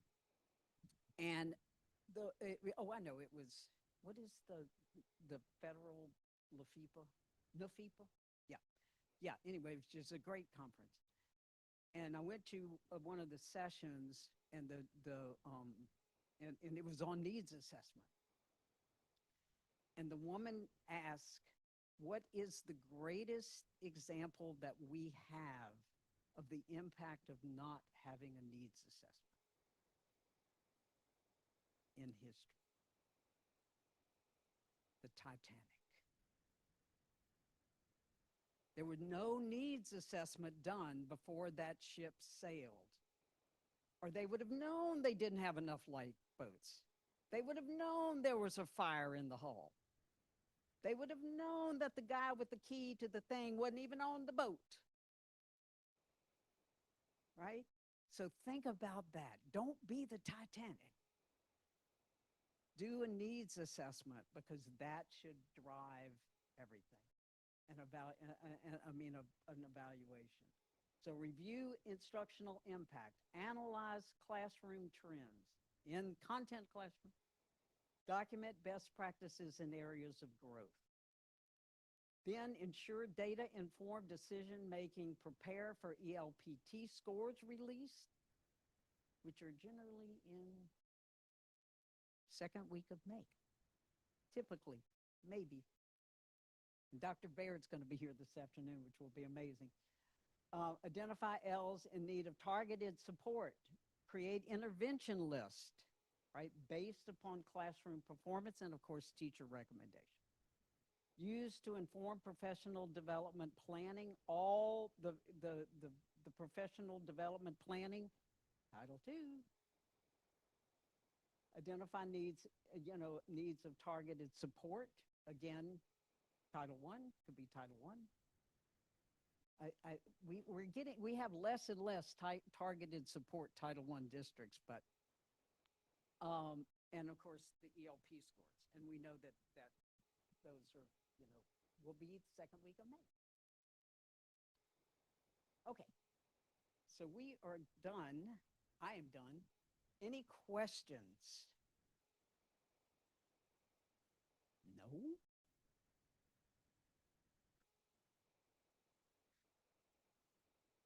Mm-hmm. Mm-hmm.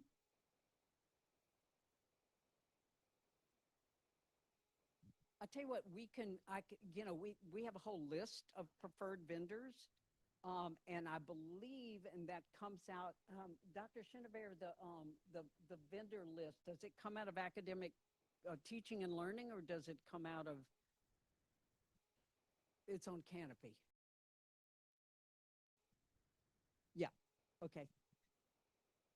of like, do we have experience? Does anyone else have experience with vendors that have come in and done amazing things? Right. Okay. Because absolutely, because we do not endorse vendors, but we have just seen amazing results and amazing engagement, especially with the flying classroom.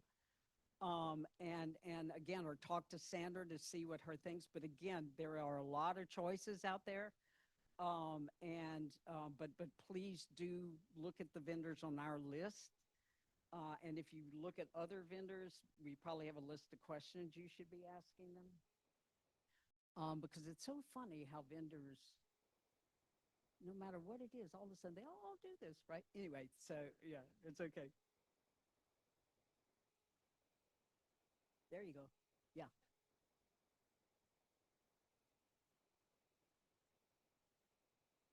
Mhm, mhm. And you can blend the funds, right? So say if you're in a migrant district and you want to do, a summer program, but you also want to include English learners and you want to include, absolutely, there's ways to braid the funds. Again, we can talk, we're happy to help you do that. Any other question? Okay, oh yeah, go ahead, Mr. Yes, or we're sharing the PowerPoints, right?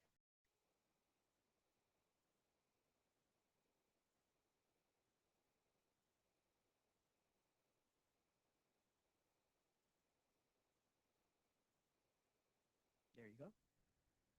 Okay. And I did, yeah. I mean, all of our emails are always our last, first name, last name. There we go. So please don't hesitate to reach out. Again, we're happy to look at because we know we're getting ready to go into e-grant system season. And so again, don't ever hesitate to say, can you look at this to see what you think about this before you hit that submit button? And then we're happy to do that. Okay, y'all are great. I think we're doing lunch. Yep. Thank you, Mel. If we can give Mel a hand, she works really hard. Thanks, Mel. All right. So, surprise, surprise, you get a little extra time. So, if we could see you guys back in here for 1 p.m., that would be great. I know you really get an extended amount of time today. The cafe is to your right. There's also a number of restaurants that are in the downtown area. If you want to hang out in here, I'll be here all day because I have to be. So you're welcome to stay. If we have any colleagues that are online, I am going to change the screen and it will start up again at 1 p.m. Thank you.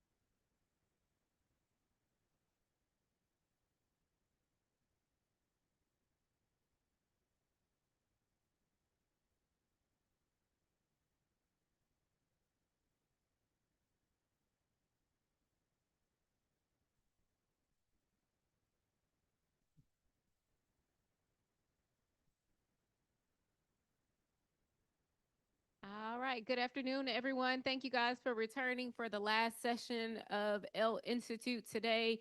I am going to turn the mic over to Dr. Jennifer Baird. I know that you all are very well acquainted with who she is and what she does here, but I'm sure she'll give a wonderful introduction. I'm just going to turn it over to her. If you need any additional manuals in the back, please feel free to grab those before you leave. Hi, everybody. Man, I love this girl, but I'm a little bit mad because she put me on after lunch. And I mean, that's a bad spot to be in. Y'all are eating and now you're ready to go. And here I am. Okay. So a lot of this feels very repetitive, but I'd like for us to go off script wherever we need to. Feel free to ask questions while we need to. I'm going to stop and talk about things that have come into my inbox when we get to certain slides because I've been dealing with different things because we're getting ready to test. So let's make this somewhat informal, nice, be nice, but informal. And so thank you for being here and thank you for welcoming me. Thank you, ma'am. So all of you know that we're getting ready to open this up February 23rd. Hopefully you do. I am pretty particular about doing things through the district test coordinator. Even though many of you are EL Title III directors or your EL supervisors, and you are going to be very instrumental in testing, we always ask that you work in concert with your district test coordinator. At the end of the day, it doesn't matter what test. If it's a statewide test, we are communicating through your district test coordinator. And so that needs to be a really close and aligned partnership. I was a district test coordinator for a large city school system. So I had very close contact with all those people. It's a computer-based test entirely. We have both ELPT and ELPT Connect. ELPT Connect is for our students who qualify for alternate assessment, and those students qualify based on the exact same criteria we use for all tests. So we don't have separate alternate criteria for this test than we do for another test. They're eligible for all alternate or all regular. They will need headsets. We don't tell you what kind you have to have. They just need to work. And then y'all know the window. And we will not extend the window. So please, if you are instrumental in providing testing, make sure you're making really wise use of the time in the window. So all students who are identified as EL have to participate. There is no early exit in Louisiana now that we have ELPT Connect. They test until they score proficient. I do want to talk about this for just a minute because I've gotten a lot of people say, Dr. Baird, you put students into TIDE and this student is proficient. I've been asked to identify individual students for a lot of people. I promise you that I'm not sitting around with my feet up in the air, and sometimes it's really hard for us to find a time to look up kids one at a time. But every one of them that I have looked at, when I go to EdLink, they are EL still, okay? So at some point, even though they became proficient on a test, they didn't get exited out of that EL status. When we pulled the file, the only thing we pulled was EL status in EdLink. So if you're with somebody and you're saying, why is this kid in here? I know they have a proficient score. The first thing I'm asking everybody to do is go take a look there, because so far that's what I keep finding. And so just make sure that we don't bounce that list against a prior history at that point, okay? I also want everybody to know that we don't decide who goes in accountability based on students in TIDE, okay? TIDE is just a vehicle for us to test kids. We put a pre-code file in there so you don't somehow accidentally get hit with a 0. So we'd rather over-identify than under-identify, right? We want to make sure that if we saw them October 1 as that student, we've said to you, look, this is what we see. But if they're in there and they don't test and they don't, or you think they don't belong to you, or you think they're not EL anymore, you don't have to overly worry about what's in TIDE based on who goes in accountability.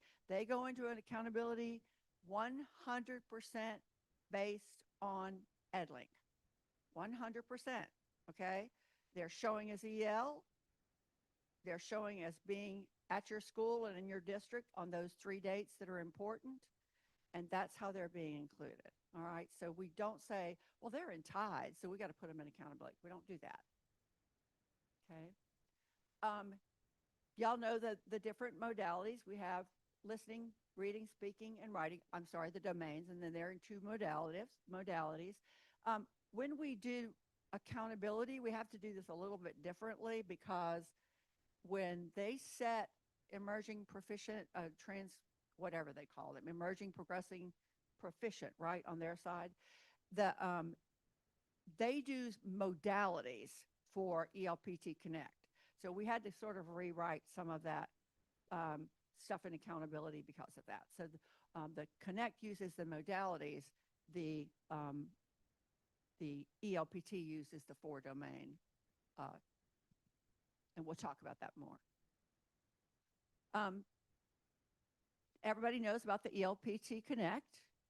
We just talked about they measure the same modalities and domains, but because it's a shorter test, the scores range from 1 to 4. They don't have enough. Um, when you shorten things, you lose reporting categories. In order to have lots of reporting categories, you have to have lots of items. We don't ever say, this student knows this based on 1 or 2 questions, or we don't say the student doesn't know this based on 1 or 2 questions, okay? I have been reviewing domain exemptions. I'm going to tell you that I'm extremely careful about granting an exemption. We don't do them for reading and writing at all, and we don't do them for almost any student in ELPT Connect. ELPT Connect is very flexible in how you present it, so there isn't as much of a need. I'm going on IEPs right now, and I have been without an EL lead, so I've had to assume a lot of that. I'm breaking somebody new in. I'm so glad she's here, and she's going to be great and wonderful, and I'm going to get rid of some of this, but we're still getting there. I'm going in there and seeing things like, well, this student needs a speaking exemption. And then when I look on the very first thing that says, does this student have limited or significant issues with verbal language? No, not applicable. Okay, that's not going to jive with what they've sent to me on this exemption request. So IEPs need to be carefully written so that when I am asked for an exemption, I can clearly see the problem. And if I can't, we're not going to grant it. Our job is to keep kids in accountability and not to take them out. The good thing about an exemption is that we can still give you a score. We can still give you a determination, even though we grant an exemption, okay? So everybody knows this is where we do everything, right? Everybody knows that, the ELP portal. It's linked in our assessment resources. For those of you who do a lot of things with testing, I try to put everything for DTCs in assessment resources. I try to pack it up so you don't have to click all over that website. Quite honestly, I'm just going to be real because they know upstairs I'm real. I use Google to find things on our own website half the time. Sorry, but I do.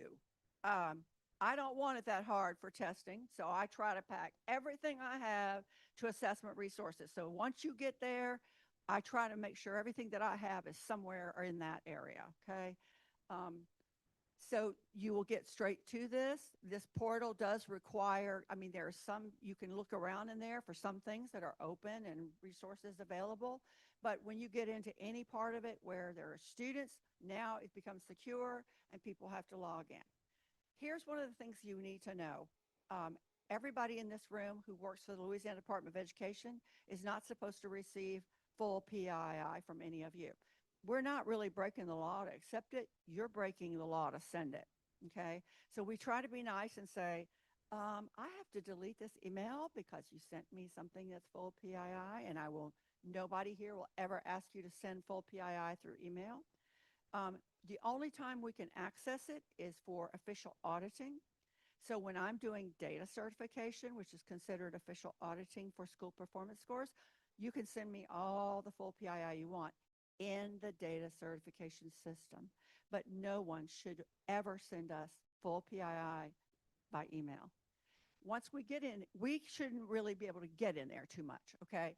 There are 3 people in this building who can access Tide. Emily's one, I'm one, and Brian's one. Unfortunately, we're going to be really strict about what we go and do in there because once we're in there, we sort of could have access to student information. So we're not going to go in there and stay long. We're not going to go in there unless we absolutely don't have a choice and we document it. Otherwise, I shouldn't have this ability if I'm not going to be thoughtful and careful about it. I don't love it because I'd like to help you, right? I'd like to just go in and say, I don't have to worry about this. I can go look all over the place and figure out what's wrong. Just know that sometimes we can't do that. We can only do it based on what we see in the user guide, what we see in our systems, and try to piece it together for you. Okay. Whenever you have something where you need to look very at one particular student and you don't think it rises to the level of our audit, reach out to the help desk. Um, the help desk has not been very helpful. The last couple of weeks, I've been really after Cambium on that. I'm supposed to have a Louisiana dedicated help desk, and other states have been helping. And some of you have sent me things to say, why did they send me this message? I'm like, that's a good question. But in most cases, and I'm pushing on them really, really hard, in most cases, they should be able to help you with those kinds of things. Um, you know that the Tide portal offers a lot of things. It's broken down by test type. So you have ELPS section, an ELPT section, an ELPT Connect section. It's also broken down by the kinds of things that you're looking for.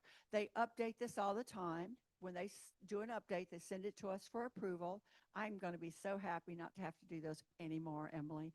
And then they post it. Okay, so all of that we've looked at.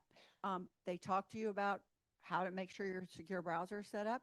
Hopefully, your data technology people are helping you get that done, and it'll be done well in advance of when you start testing. You don't want to find out you've got a browser issue on the day that you're trying to test a student. It gives you online tools training. I get lots and lots and lots of questions from teachers and parents and other people about how are there certain things that can be done in a test. I always refer back to online tools training because that's not there as a practice test. It's there to say, here's how this test operates. Here's the tools kids have in there, such as highlighting or sticky notes or those kinds of things. And I always say, I would make my test administrators get here first and make them do it so that they know what is happening in that test. In Leap Connect, that's actually a requirement, okay? It should be a requirement for all of them, essentially, because a teacher will now understand what's allowed and what's not allowed and what's available in terms of tools. No kid should try to do a tool while they're testing for the first time, okay? That should be a tool they're used to, a tool they know how to use, a tool they know whether or not they need it at all. And so to spring it on them just for testing is really a disadvantage for the student, okay? So access for that we manage is for district test coordinators. So we're not going to go in and add anybody else. We have a DTC and a backup DTC. They're the same one for ELPT that they are for LEAP, that they are for Amplify, that they are for anything. The DTC can then decide to go in and add additional people. Some of you may be added. I'm going to tell you that I tell DTCs all the time to use caution when they're giving people full district access. They have to manage that. They have to manage the people that are going in and out. And as a district test coordinator, I was terribly stingy. I'll admit it. I would go to Gladys would say, well, I need to get in there. I'm like, no, you don't. I'll pull anything you want. Anything you want, I'll pull it, but So because you have to manage that, because once they get in there, they might let other people in there. When I go in see 9 district access accounts, I'm going to worry about you. Okay, that means they can do anything and everything that that DTC can. Be sure that that needs to be a very comfortable place to be. Okay, so the only people we're going to manage is the DTC and the backup. And Emily just did some cleanups for us on that. You could go to quick access to navigate through things like those important things we just talked about. Okay. We have lots and lots of guides in there. If you go to that portal and hit that resources in the top toolbar, it will take you to all the, it'll ask you resources for what. You can even select on whether you want it for screener, whether you want it for the test, whatever you need it for. So you can, and then you can download it from there. People should know that test administration manual if they are people that are administering that assessment. I should never walk into a room. And we've all done it. Every monitor in this building probably has. Some teacher says, well, I don't really need the manual. I've been given this for 15 years. That's a huge problem because the directions are written specifically as a script. Things are written very specifically there, and they may change from year to year. So they should have that. I always used to say, what I love is when I come in and see a test administration manual, sticky notes sticking out of it, highlights everywhere, the pages are dog-eared, it looks like it's been used 100 times. That's the manual I like, right?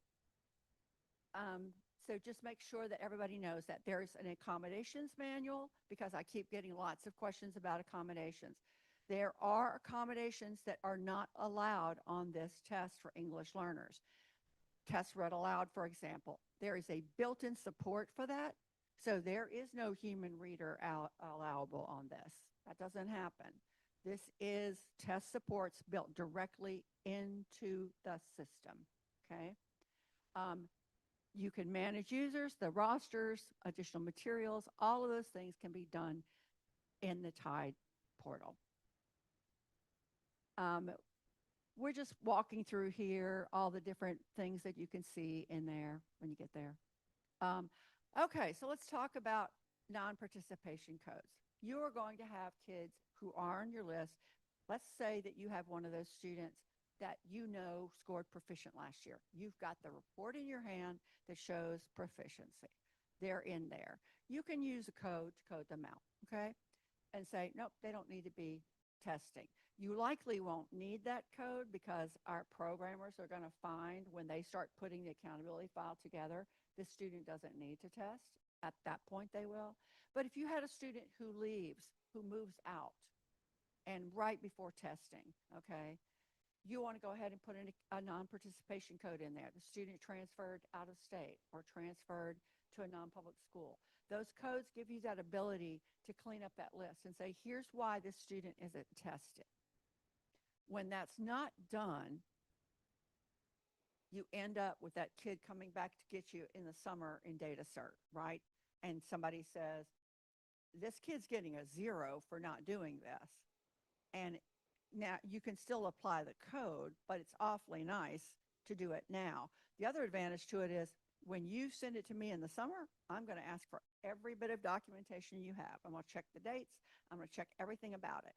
If you put it here, it's maybe checked. It's maybe caught in a random audit, but it's everyone in the summer gets fully vetted. So it's nice to get it cleaned up here. And you should never use a code that's related to an enrollment, like out of state is code 10, unless that student is also code 10 in EdLink. So when we go to do random audit, if I see this kid's code 10, I should be able to go right into EdLink and say, there it is. There's the 10 exit code, okay?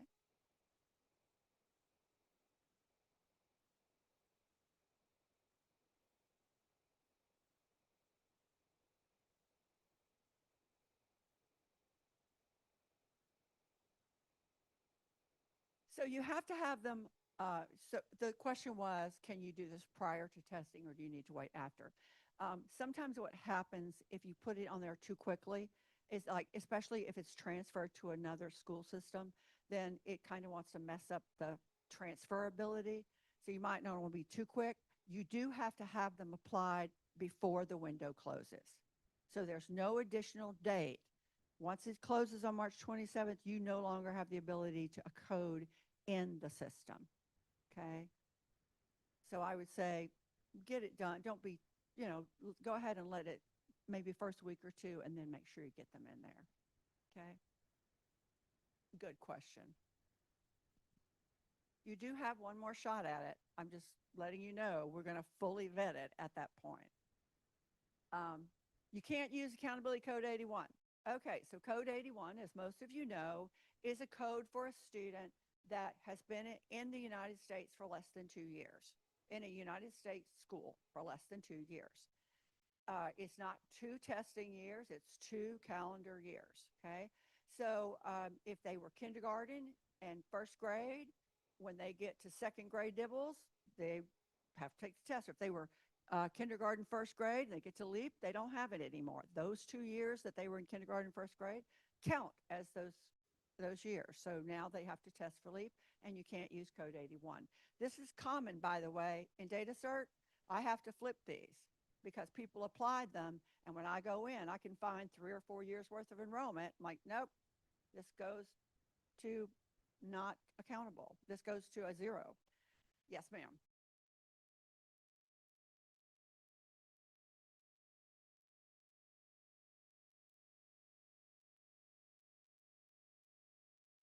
Well, we're going to look at how long they've been in Louisiana, and we're going to look at the code that you applied as entry. Are you bringing them in from out of state or out of country? So we're going to look for that. Okay. So, I mean, you should get cumulative folders for kids. You should get records. I am always spending every day, all day with people who don't get them. And it's really frustrating to know that you can't reach out to a sending school and get records. That's, by the way, state policy that they have to send them to you. But I know I've talked to enough people all day, every day that can't get them. But we're going to look at our enrollment. And if you say, oh, we forgot to apply Code 81, we're going to go in and look at enrollment. And if we see 3 years, then that's a done deal. We're not applying it. If you ask us to apply it, we're going to also look at what your entry was. They came in from out of state or out of country. We may ask you, do you have documentation from another state during that time? Okay. If you tell us you just don't absolutely have anything, or whatever it is, we understand this. We understand this dilemma for this population of students. But just know that if we see them in there 2 years, that we're not going to do it, and you can't do it. But know that the point of this one is you can't do this for ELPT at all. That doesn't happen. That has to go in immediately. ELPT doesn't get this grace. Okay? That code can't work. The other thing to remember about this code is it doesn't work for a test that wasn't taken. The student sits and looks at it on the screen for LEAP, never puts an answer in there. That's a test not taken, and Code 81 doesn't do a thing to help you. That's an unsat. Okay? It's the one code we have that is used on a test that is taken. Yep.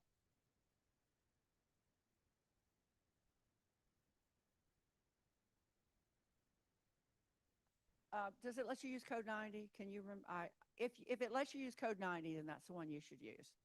I need to look that up. Code 90 is the student took the test on another document, and it's kind of a catch-all. We do that with kids who don't qualify for LEAP Connect anymore, and they're going to be in LEAP. Because what's going to happen is once the programmers get to the place where they're creating the accountability file, now they're going to look back at things like history. Okay, so even if you had a kid that scored proficient last year and they get tested again, programmer's not going to use it. They're not going to use that test. They're going to kick it out and say, nope, this kid's proficient. He's not in accountability for growth anymore. Okay, so it'll end up being cleaned up in the wash. But people like to have it cleaned up. I like to have it cleaned up. So if it's Code 90 is available, that's the one you should use. Okay. Yes.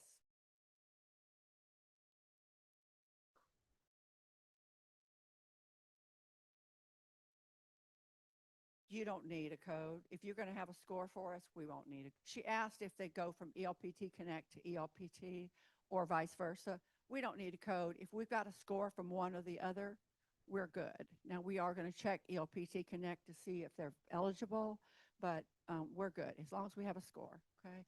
If your ELPT Connect kid takes ELPT, we're going to count it, right? So you're still good, yes.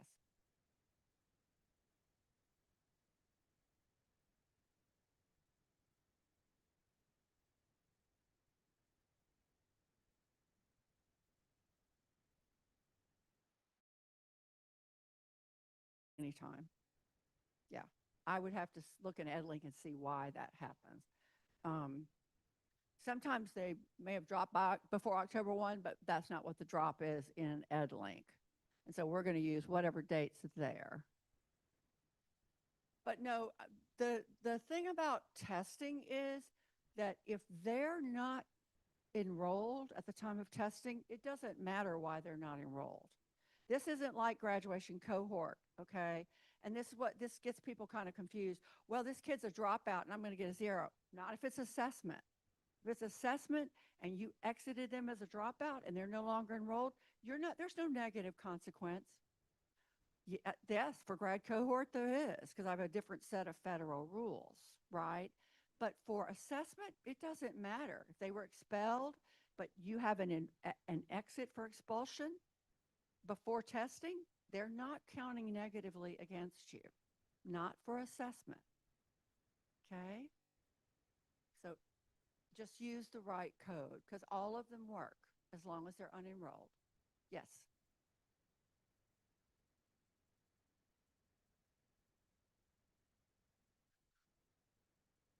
I've given that to district test coordinators many times.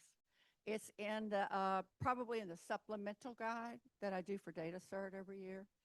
But yes, I'm sure I've written that many times to DTCs. It's actually in a federal law too. It, yeah, no, the DTCs have it. Yeah, it's probably in a if you're a DTC, it's probably in your supplemental guide, one of yours. Okay. Um, we talked about online tools training. Okay. Make sure everybody that is doing test administration has had training on the administration of this test and on test security. I just went through federal peer review for ELPT and ELPT Connect, where the United States Department of Education does approvals on our assessment, and they go over test security really, really thoroughly.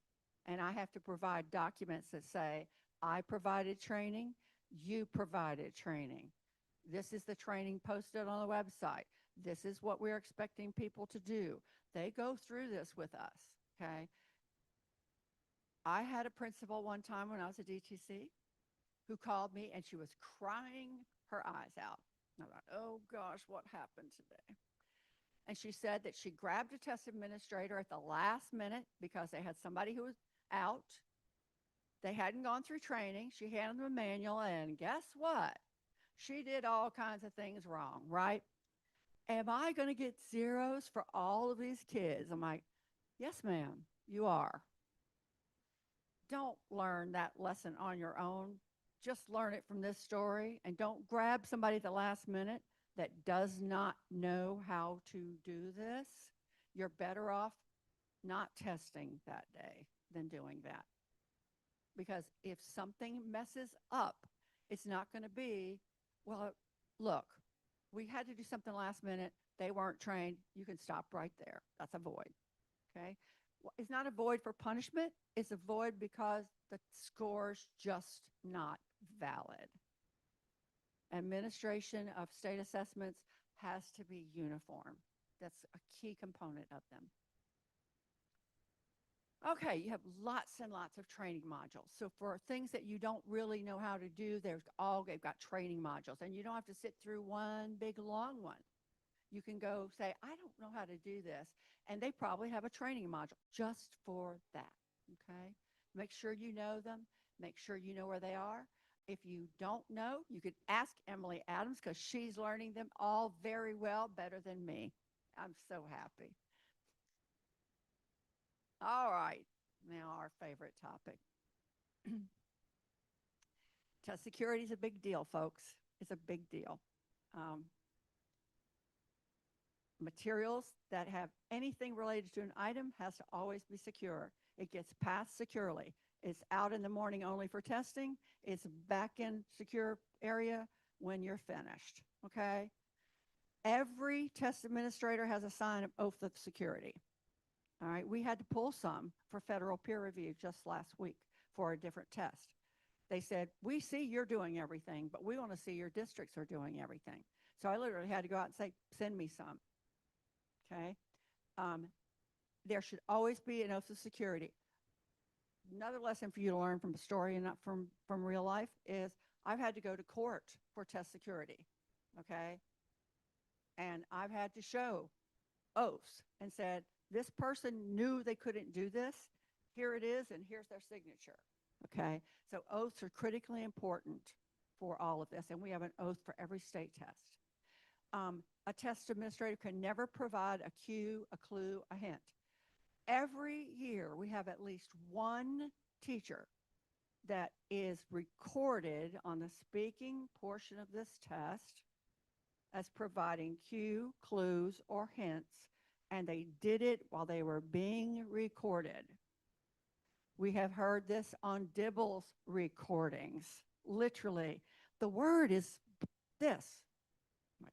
Okay.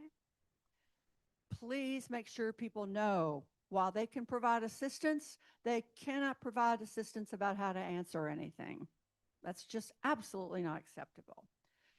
Secure test items can never be discussed before testing, during testing, or after testing. I go to the grocery store and this person says, you know, you have this question on leap that blah, blah. I'm like, stop, stop, stop. My granddaughter got in my car last year and said, Mimi, we were talking about this question. I'm like, I hope you weren't, because,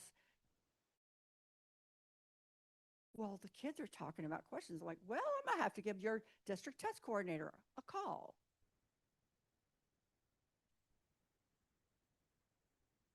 Oh, God.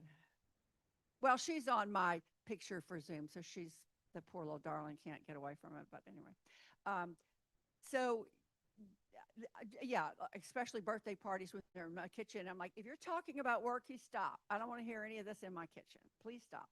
So anyway, we want you to know that this can't be a discussion. If they come to you and say this question, stop them right there.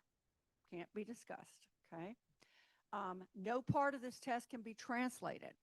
There are translated directions. If there is a translated recorded direction for the language that you need, please use the recording. We don't completely say a person can't translate, but we don't want them to, because we have vetted that translation. We have vetted it. It has been checked. And I don't think you should trust the translation of someone, even if they're good at it. If there is a recording, they should use it. If there isn't one, that's a different problem. Then you do have to use something else, okay? But no part of the actual test itself can be translated. Anything that's an irregularity has to be reported. I've had people say, well, we don't think this rises to the level of reporting. That's our decision, not your decision, okay? I'd rather you tell me silly stuff that you worry about than not tell me. Don't feel like they're so busy, I shouldn't send this. Send it anyway. Audio from the speech portion of the test is audited. Just let your TAs know it's audited, okay? We're going to listen to it. And then the new policy that is driving us completely mad is cell phones. I know we all live with a cell phone, which is actually now a part of our hand. Mine too, okay? Cell phones have no place in the testing environment. And we are at this point where we've had to be so vigilant about it that I have had to go to Bessie and ask for a super strict policy, and I got every vote was yes. We have hundreds of kids using their cell phones during testing. They are taking pictures of items. They are uploading them to every kind of gram, chat, whatever they are. Some of those, as you know, are gone as soon as they're sent. And what everybody needs to understand is that if we have to financially pay to replace an item, the individual who helped us have to do that is financially responsible for it, okay? Cell phones should not be in there. There are people who use them for medical alerts. I have some DTCs who've actually said to teach want to use it, okay? But if the only way they have to use it is with their cell phone, they can keep it on, but they have to have the exemption sent to us. We have a medical device exemption. This applies to smartphones, smartwatches, any of those things, smart glasses, anything. If they're prescription glasses that are smart glasses, they have to disable some of it. Okay. Teachers can have their phones, but they have to be in the off position. I can already tell you, fall high school testing, we had at least 3 teachers. Their phone was on. No medical exemption, I just forgot. Not acceptable anymore. Not acceptable. Kids are coming in, giving their phone, keeping another phone. I can hardly pay for one. I don't know how they're having two, but they do, or they hide them. Right? We had more than 100 kids with cell phones in fall with this strict policy, and it was really disheartening. We're going to have to really get. We'll have to get stricter if this doesn't work. So I really appreciate everybody being super diligent about the phone. They can live without that for a little while. And the kids shouldn't have access to it at all unless they have a medical alert, and then they better be monitored really carefully everywhere, bathroom, breaks, anywhere. Okay? Accommodations. So there's an accommodations guide. Everybody should be aware of it. It tells you what's considered a feature for all students, which means that it's there for any kid to use. There's a section that has accessibility features. So there are things you can enable for any kids at all, but you have to enable it before you start the test. And then there are some things that are accommodations that can only be given to students with an IEP or an IAP. The one thing I will just tell you is that kids should always know what this accommodation is. I have had a phone call saying, this student has this accommodation on their IP and we don't know what it is. Okay, if your IP team doesn't know what it is, I sure don't. Okay, I always alarmed by a call like that. Or I get a call that says, look, this student's absolutely refusing to give this accommodation, but you're going to ding me if we don't use it. You know what that tells me? It tells me that kid hasn't been using that all year long as required by federal law. So we don't want to do that to kids. This accommodation should be something that's just old hat for them. This is what happens every time they do anything. It's normal routine for them. Otherwise, people are just doing them as service.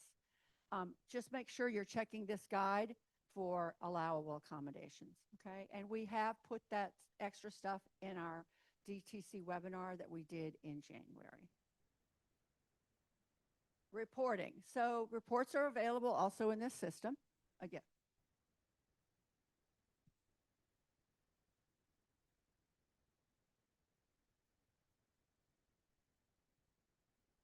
Yeah, so scribing and transferred answers is sort of just for us is interchangeable. Yeah, yeah, yeah, yeah. We're fine with interchangeably. Yes. I know some people call them scribes, some people call them transferred answers. I mean, if that person is writing for that student, please make sure that they know the rules about that. And remember that anybody that's a scribe for Leap Connect has to be certified. I think that's a really good idea. It doesn't say that for LPT, but I would say that that's probably a really good idea. I'm sorry. No, just a state certified. Just a a certified teacher. Yeah, sorry. I'm sorry. That was my fault. I wasn't clear. Sorry about that. No. Don't go get another certification. No. No, I've had to do that too, and I don't wish that on anybody. Okay. We will have these out in May, like we always do. Okay. And so everybody, you'll get them in plenty of time. There's not a delay on these like we do have for LEAP. They're happen earlier in the year, and so they have plenty of time to get them scored. By the way, we are about to release a new assessment calendar. We're trying to move this up a little bit because of the way Easter and Mardi Gras fall. But it's about the same time of year, and that's what district test coordinators say to us is they don't want this while they're trying to do LEAP and while they're trying to do DIBELS and while they're trying to do all those things. So for some of you who feel like this is early in the year, talk to your DTC about that because we have a committee, we talk about it, but we don't hear much pushback about this being a little earlier than everything else. So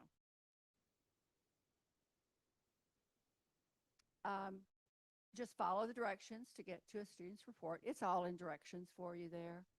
Um, tells you how to do it if you want it as XLS, CSV, or as text.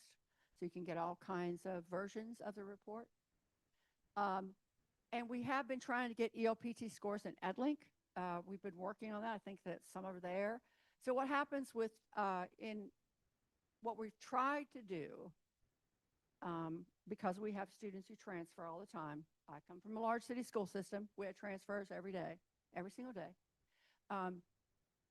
And you're right, people don't always send you records, even when you beg for them. We've tried to put assessment histories in EdLink, okay? So I don't manage EdLink accessibility. I manage it for my staff only, okay? So I ask them to give them access to certain things. That's the only one I manage. I don't do anything else.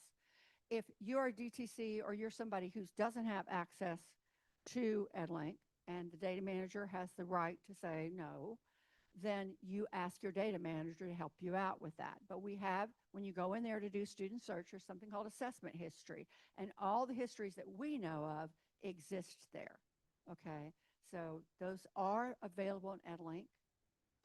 And we try to make sure we send the file from our staff directly to the to EdLink staff, okay? Or we have our vendor send it to EdLink staff.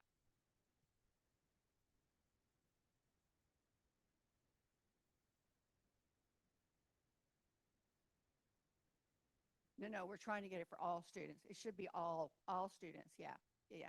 We're putting dibbles in there too. Yeah, yeah. We're putting dibbles in there. Yeah, I pushed really hard on that. We had a program in Snafu, but I think I've worked through that too. Okay. So there's something new about transfers. I'm not sure I have that in here because it's actually a DTC function, but we had somebody doing transfers because the vendor would not do a cross-district transfers for us. That just can't happen. When I made new staff, I'm like, we have to stop that. That's just not allowed. So we've now given DTCs the ability to transfer across districts. It is only available to the DTCs. And so they should be the only person making across district transfers. School test coordinators and they've already been able to transfer within their own schools in their district, okay? So we don't do any more transfers. We're out of that business, and we should be because we can't do it. Look, that's not a function that allows us to look at full PII. Again, I wish I could help you. I have people say, if I just text it to your phone, can you help me? I'm like, again, I'm not breaking the law because you're sending it to me. I don't know about you, but I don't look good in orange, so I wouldn't do it. But okay, so the other thing we ask, and I know we've talked about this a little bit, is that we ask for communication protocols. Again, the district test coordinators are our line of communication. They're responsible for it. However they decide to do it is their responsibility, but they're responsible for it. When they're sending official documents, it should come from the DTC. And believe me, I understand that people need help, okay, that you need to coordinate efforts in your central office. I get it because I was in a large district. So when a little bitty district says, this is really hard, I'm like, you probably told the wrong person that, okay? Because you do have to coordinate and you do need help. And some of you are great assistants and you may actually be managing most of testing. But remember, our protocol is to come through the DTCs. Yes.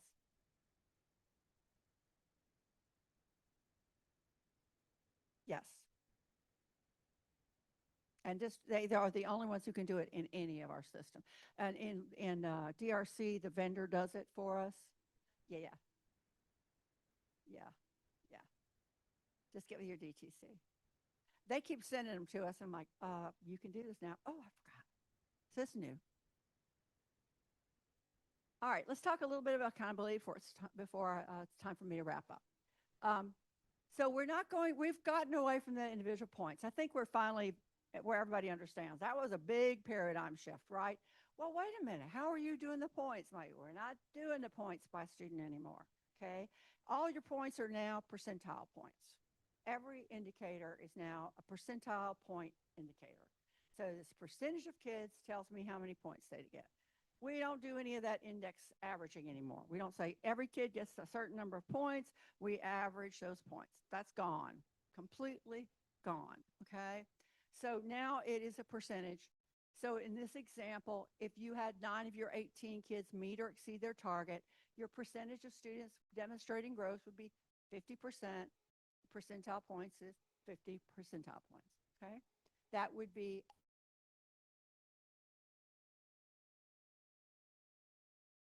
however many indicators you have. Okay. Just a reminder that that old category of 80 points where you didn't make your growth target but you grew by 1 does not count. It's only the kids who actually meet the target or exceed the target. They can move through the 5 levels. As you know, they report to you 3 levels on your reports. We broke that middle category up. Why? Because that's where most kids live for a little while, right? And we wanted to be able to see growth while they're moving, making progress, but not quite getting out of that. And so we broke it up so that we could sort of give them room to grow within that place where a lot of kids live for a little while, okay? And then we didn't change anything about the trajectory tables. They're exactly the same, and they're the same for both tests, okay? That's not changed. So these are the 2 categories from the old system that count as meeting growth. I've shared this with you last year, I think. So these are the 2 that meet the requirement. We're also required to report by subgroup, okay? So that means that your EL students will be reported by subgroup if they have a sufficient number of students. Your subgroup school performance score is calculated exactly the same way that a school is. It's all the kids from EL and putting them in those indicators, just like if they were regular, like they were a mini school, okay? So think of them as a mini school, and that's how we do their school performance score.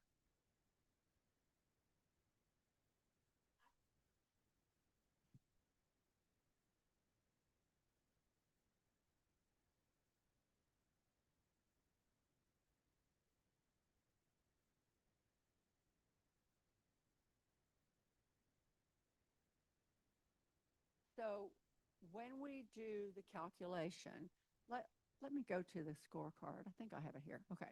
So here's the new scorecard, okay? If you are a high school with a graduation cohort, you have 12 indicators. Now, people worry about the percentage of growing, percentage of proficient, percentage of thought.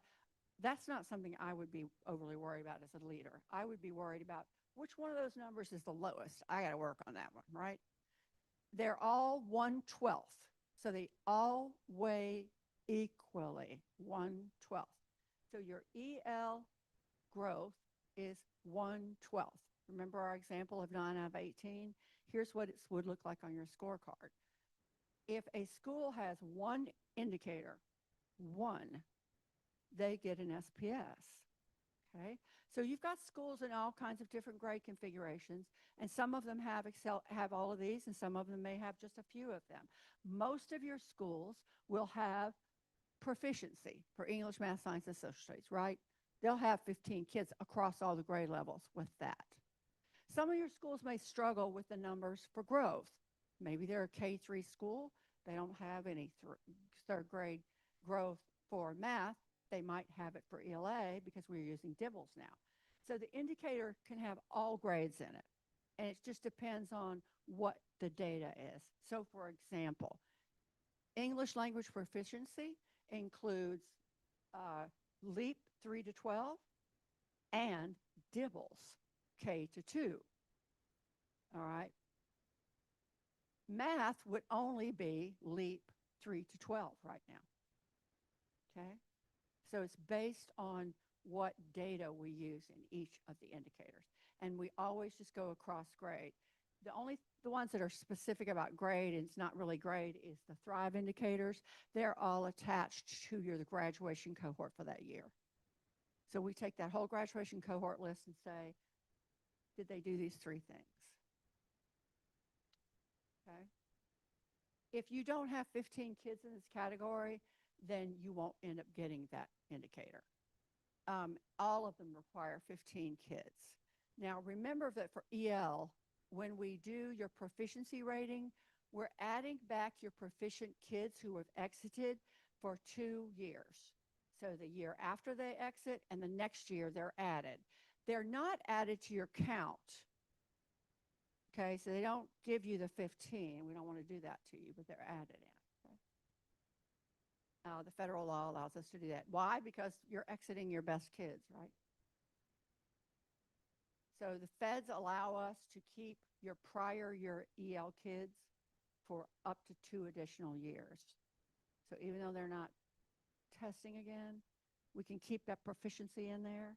And there's an indicator in EdLink where there's a kind of monitoring flag for you. I forget what it's called, but there's one in there that we use. And so if they're exited last year, we can still use them to do proficiency, but we don't put them as part of the 15 kids. They go into it, but they don't go into the denominator. They just go into the numerator. So in other words, if you had 9 of 18 kids like we used, but you had 2 kids from last year that exited, that'd be 11 out of 18.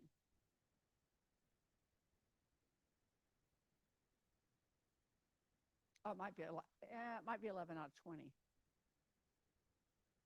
No, I think it's going to be 11 out of 18. It's not going to be 20 in terms of the count, but sometimes the programmers do interesting things with that, so I have to check that. But yeah, it would essentially be 11 in the numerator as proficient.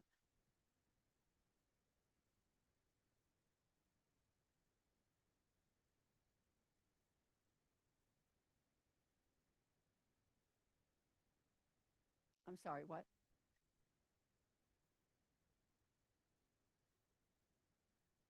No, they're just counting here. Yeah.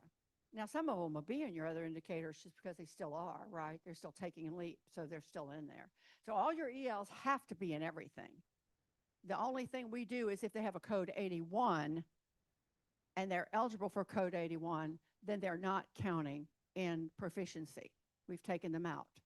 Some people put 81 in and ask for it back. Oh, they did really good. So now, and look, we approve it. We approve it, but I don't love it, but we approve it.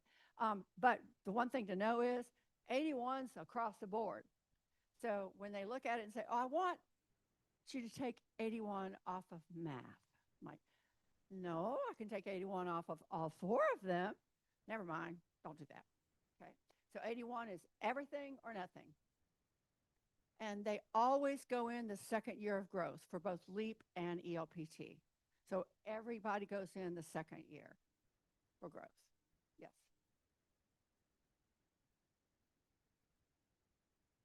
It's a code in EdLink. No, it should be in your data that you report to us in EdLink.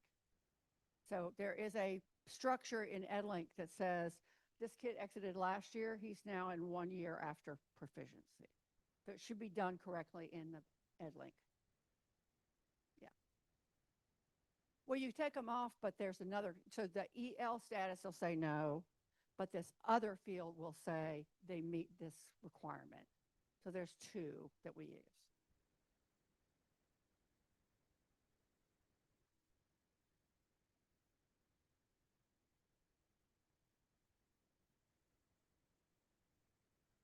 That's correct. That's correct.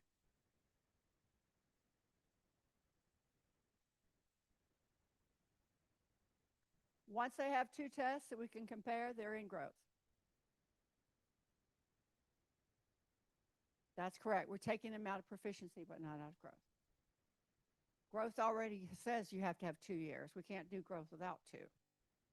Remember that your EL kids are also in every single one of these, okay? So your EL kid could be in your math growth, your English growth, your lowest 25 math, your lowest 25 English. All of them. And this one. So they could be in 5 places on that row.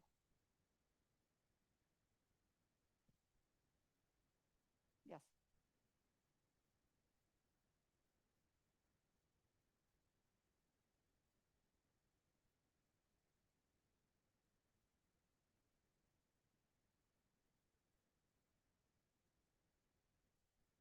Okay, so a kid has to be out of the country for a full year for us to start that baseline over.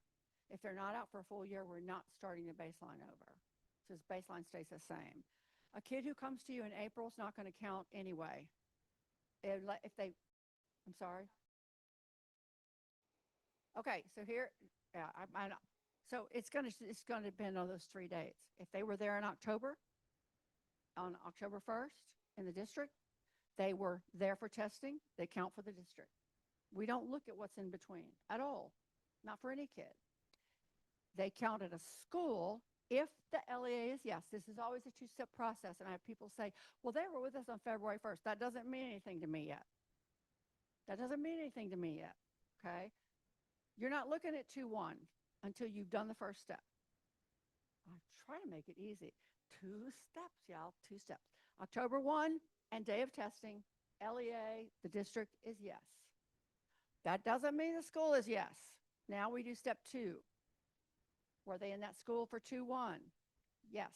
Now they count at the school where they're enrolled in 2-1. This could be 3 different schools.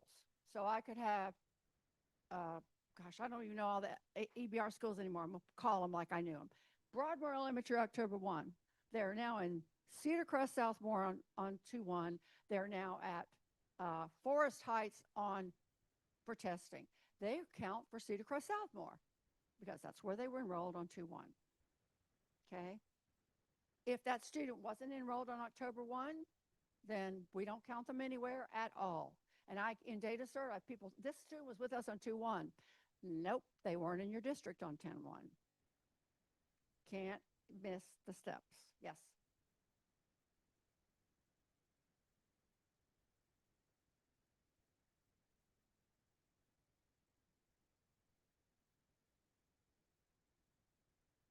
Yep. They count. But they count for your they count for your district. They count for your district. So you can have kids count at the district that do not count at any school. You cannot have a kid who counts at the school and not for the district. So it doesn't work the other direction.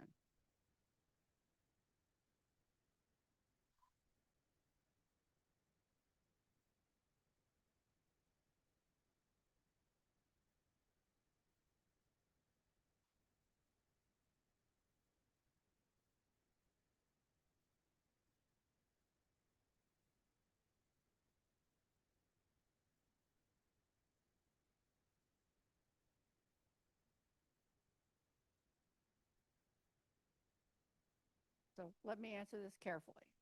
So we have a kid who's taken ELPT in kindergarten. He's moved around a whole bunch. He's never taken ELPT again until 3rd grade. What do we know about the baseline? The baseline does not change.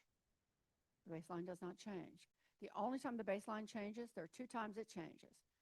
If the student goes from ELPT to ELPT Connect or vice versa, because it's different test types. We never do growth across test types. Nowhere, okay? The second thing is that, well, I lost it. Oh, he's not out of country. So he has to be out of country for an entire year for us to reset the baseline, okay? So he's going to be, that baseline is whatever it was in kindergarten. Yep. Hey, it might look really good, okay? It might be. And so, that's the thing. If the score is good, then you're happy for the rule, right? Just make the score good, and then you'll be happy about the rule. Okay, other questions? Because this is really what I'm here for, this kind of thing. Yes. And Alex, you tell me when we're done, okay? Say stop, shut up, go away.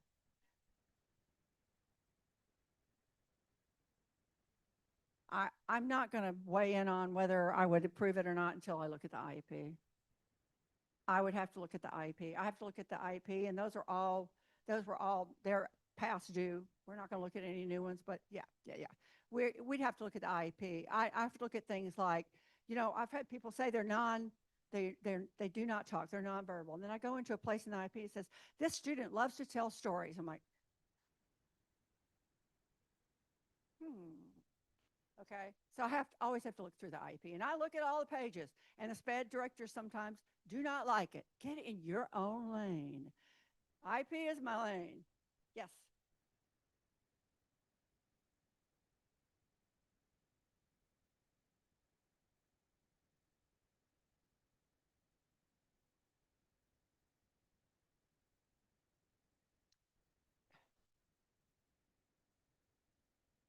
Okay. I would think if you're talking about designating them as EL or not, that's her. Talk to her. If they have an ELPT test, then they're in. If they're in the test, if they've taken a test, they're in. Yeah. If it's just a screening, then that's one thing. But if they've taken a test, they're in. Yes.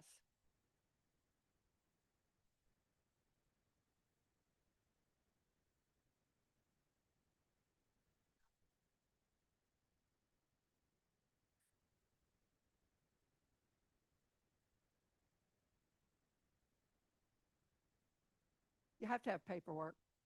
It doesn't exist if you don't have paperwork.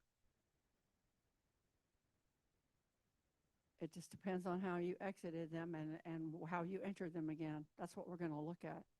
But you should not put code 10 if you don't know. You're in violation of policy if you say, well, we heard through somebody that this kid moved or was taken out of state.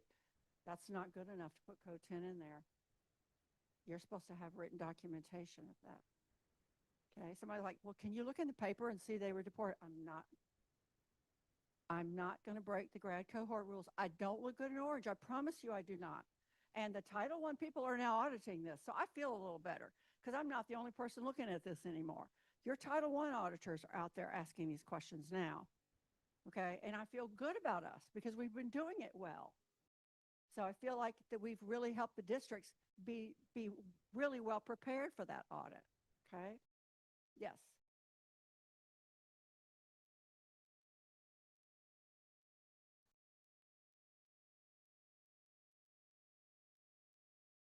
Jennifer Bear's not auditing truancy people. I can't answer that question, but beyond that, I personnel is the only personnel I worry about is upstairs. Yes.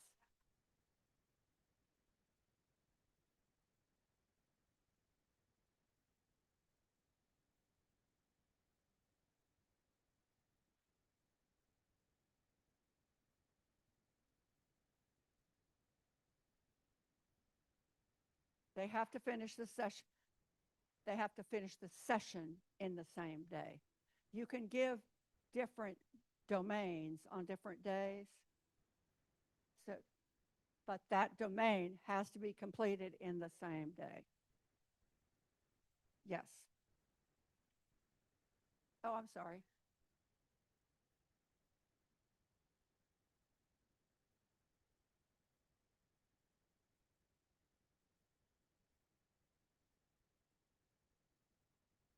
For operational, they only get 2 tries. Well, so here's part of the confusion about the manual is when they're talking about OTT, it says they can do it as many times as they want. The manual also says the kid can do it as many times as they want for operational. That doesn't mean they should. It means the system's not stopping it. But all we're taking is 2.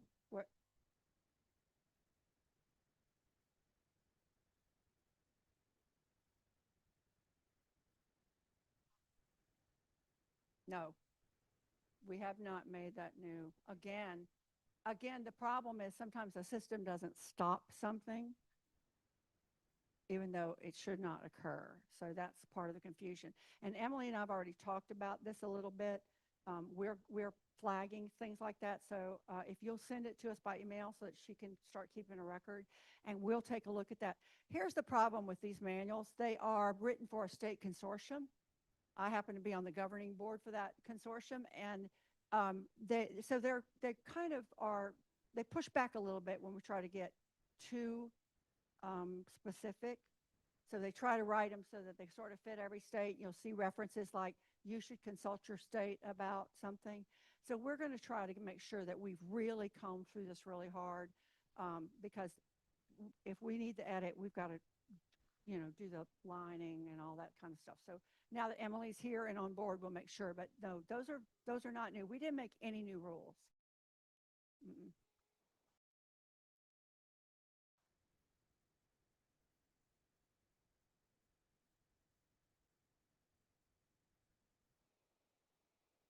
They should already know how to do that because they've been in online tools training. So we had a teacher who was saying something to a student was in Spanish. Once we translated it, we realized it wasn't a cue, but at first we thought this is cueing. And she was just trying to help the technology. Our message to that teacher was this shouldn't have to happen. The student should have been in online tools training. They should know how to do this. So the answer to that is you shouldn't be in that position. Yes.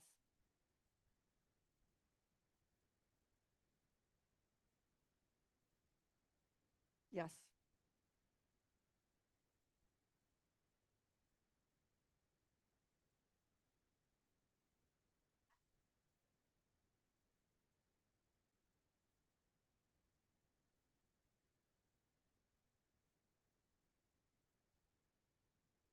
It may not say that. Yeah, it's on page 17 because I sent, she wants it in the written directions. Emily, can you keep a note? They want it in the written directions of the script.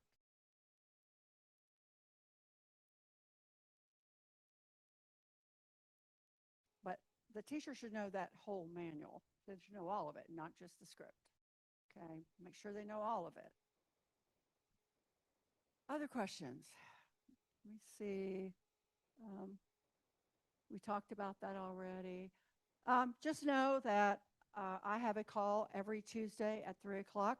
I don't limit who's on it, but it is designed for district test coordinators and accountability contacts. I do not keep a separate email for when I send things out. So unfortunately, you're going to have to coordinate with each other at the central office because people say, please put me on an email list. I can barely keep up with the 4 I have, so I'm not creating a new one. But we have this all the time. You're welcome to listen in. We post the monthly calls, so any big monthly things are already on that assessment resources page. We're here to help you. I manage the assessment library. So if you send it, if you say, I don't want to send it to Jennifer, I'm sending it to the assessment library, I'm going to get it anyway. Now, I might send it to Emily to answer, but I'm going to be the one to assign it. So don't worry about sending emails. 300 other people that day did not worry about it, so you don't worry about it. Okay, we're here to help you. It's my job security. I thank you so much for your attention and your time, and we're going to try to help you as much as possible. Thank you so much. Please give Dr. Bear a hand. I know I email her at least once a day, at least once a day. So I'm so thankful that she came down to speak to you all. So thank you so much. We appreciate her. And again, if you email assessment@la.gov, it will go to her. Or if you just want to email me directly and I can connect her to you, we typically bounce off each other. Thank you guys so much for coming today. I really appreciate it. I know that we had to reschedule because of the weather, and I know a lot of you have to travel a couple of hours. So I do want to thank you for coming. Also, thank you again, Melanie, for presenting. If you would like any additional copies of the handouts from today, please grab those before you leave because I will put them on the cart and go back upstairs.